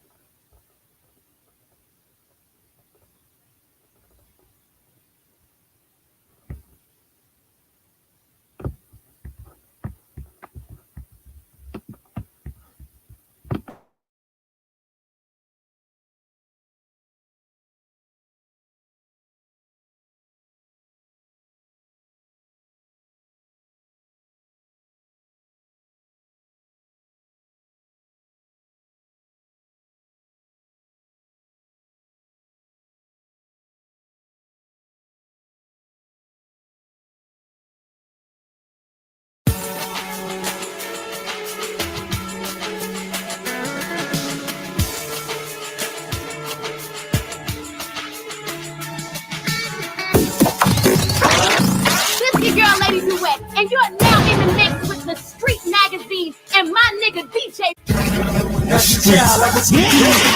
Many questions don't know my milk so premature, like all them burned antennas I used to find with flooding tips in the sofas. Every room in my crib was full of smokers. See, I could play outside when my mother was high, but when she joined, I was punished and told her come inside. Lonely, depressed, and stressed cause my daddy was gone. I estimated it was 85, but it ever so long and found another place to call home. What's the significance of 85 when it's pertaining to abundance, broken home, and addiction of a people despise? traumatized on the rejected condition. Thinking to myself, am I the only one who suffers? Cause even today, no one relates to my struggles. I'ma get it from the muscle, even on the thread of muscles. Learn to spread the sauce of 90s crackers will never touch us. Out on the road today, I saw a dead head sticker on a Cadillac. A little voice inside my head said, don't look back, you can never look back. Thought I knew what love was, but yeah, I know. Those days are gone forever. I should just When I was first enrolled in pre-K, I was rebelling, cause I could perceive the favoritism. My teacher was yelling, giving me expectations of the failures I was facing. They stagnated my drive for education. That's when I noticed the tension of racial classes, and how the have and have-nots make up the masses. For real niggas and house niggas and Uncle Tom, knowing the channel the 10 for controlling the slum. Manipulators deceiving the blind, deaf and dumb, train the motives for fears and keep our brains numb. They use the image of Martin to tell us it was useless. To Rebel Malcolm and Hewitt, knowing they was conducive. Counter-insurgency measures became a factor. Since there's a war on chairs, I'm taking captive. I'm suspect in the pretext is to serve and protect, but I'ma spit it to my death. out on the road today, I saw a dead head sticker on a Cadillac. A little voice inside my head said, don't look back, you can never look back. Thought I knew what love was, but yeah, I know. Those days are gone forever. I should just let them go. Out on the road today, I saw a dead head sticker on a Cadillac. At Arizona State University, we offer a wide variety of degree programs online to match all kinds of interests and career aspirations. Programs that are taught by the same notable faculty who teach on campus and designed using innovative technology to improve learning outcomes and equip you for post-graduation success. That's why 87% of ASU online graduates indicated they were promoted at work or received an increase in salary after earning their degree. Find your program at asuonline.asu.edu.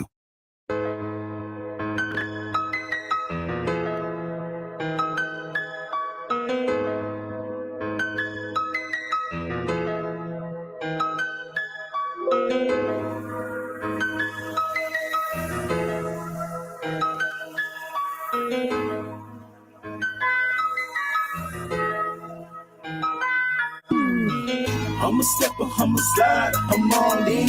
For my people, I'm a rider, I'm all in. I'm done imperial provider until the end. And I put it on my family ties, I'm destined to win. I'm a stepper, I'm a slider, I'm all in. For my people, I'm a rider, I'm all in. I'm done imperial provider until the end. And I put it on my family ties, I'm destined to win. Generational wealth, it brings freedom or death. But this is holy breath, so I'm freeing myself. I got knowledge of self and a hell of a breath. Keep a positive vibe, strategic when I step. You went against the grain and you slandered my name. Betrayed our sacred trust and brought us both shame. I'm talking pure pain. How could you envy me? I was my brother's keeper. How could you do this me? I heard your solid hits and all that sneak dissing. This is God's plan. You plotted but you missed me. So as I unfold, witness my success. I'm a phoenix in flight, fearless in the face of death. So while I'm still here, I'ma apply this pressure. I know these devils jealous, and my enemies are zealous. I keep my head on the swivel, even though I'm really careless. This scimitar's for the beast, so don't get beheaded. I'm a stepper, I'm a slider, I'm all in. For my people, I'm a rider, I'm all in. I'm done imperial provider until the end. And I put it on my family ties, I'm destined to win. I'm a stepper, I'm a slider, I'm all in. For my people, I'm a rider, I'm all in. I'm done imperial provider until the end. And I put it on my family ties, I'm destined to win. Whatever happened to the love we open enemies? My only vision of unity is vivid memories. I used to feel that the struggle was the bond that made us brothers. Why must we fight on each other? In the end, we all suffer. Crabs in the trap falling by climbing, reaching for freedom. But our future seeds are dying young, it's a shortage of leaders. I just buried my comrade, and he used to serve the people. Then I watched the people betray him and justify the evil. Even though the angels are present, rats and demons are in disguise. They contemplating on my demise, and this I can't deny. My ministry of death is immortal love divine. The infinite will of Allah in the seventh of the time. Last of a dying breed, but I'm willing to sacrifice. Yeah, these are trying times of affliction, many stripes. Every passion of my life is to be a living legend and lead my people to liberation, cause I was destined.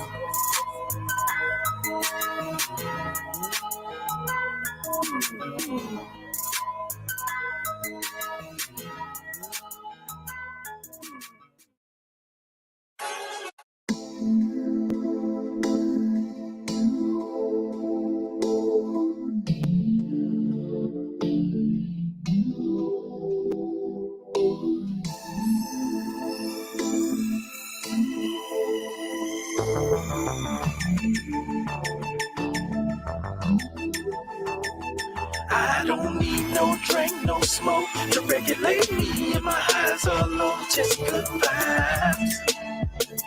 Good vibes.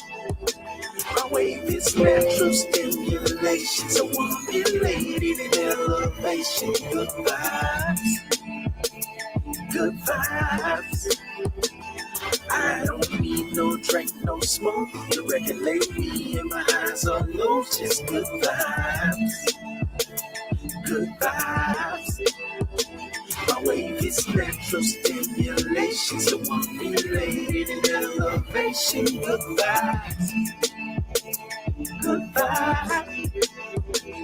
When I recollect, I'm the epitome of bliss, cause I'm still breathing with no stress, and it ain't all about a bag, but I'm good with a check, invest it all in the family, then it's on to the next. But every now and then I like to slide through my city. You only live once, YOLO, and I get it. This world will chew you up and spew you out with no pity. Corporate crooks running cons, undermining my business. I can never take an L when the Lord's my witness. I stay prayed up and keep that scimitar with me. I was taught to put security on everything I love. Drugs depreciate, so I depend on the plug. I'm meditating on the profits and not the profits, cause when I leave here, I leave the shares in the profit. My estate is the native plane of my ancestors. I'm indigenous to the land and the spacious as ever. And when I'm burdened, it's easy for me to get away.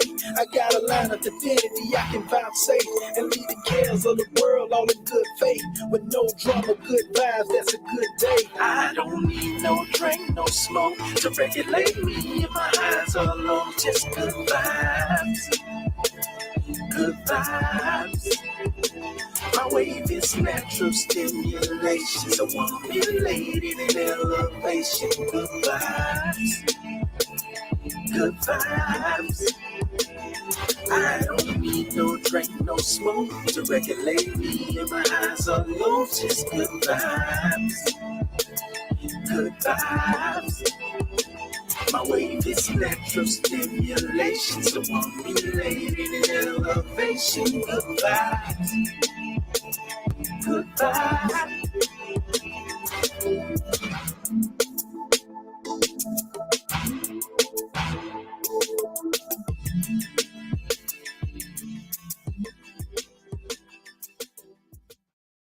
This week only at Target. Get 50% off holiday trees. Lights for the whole.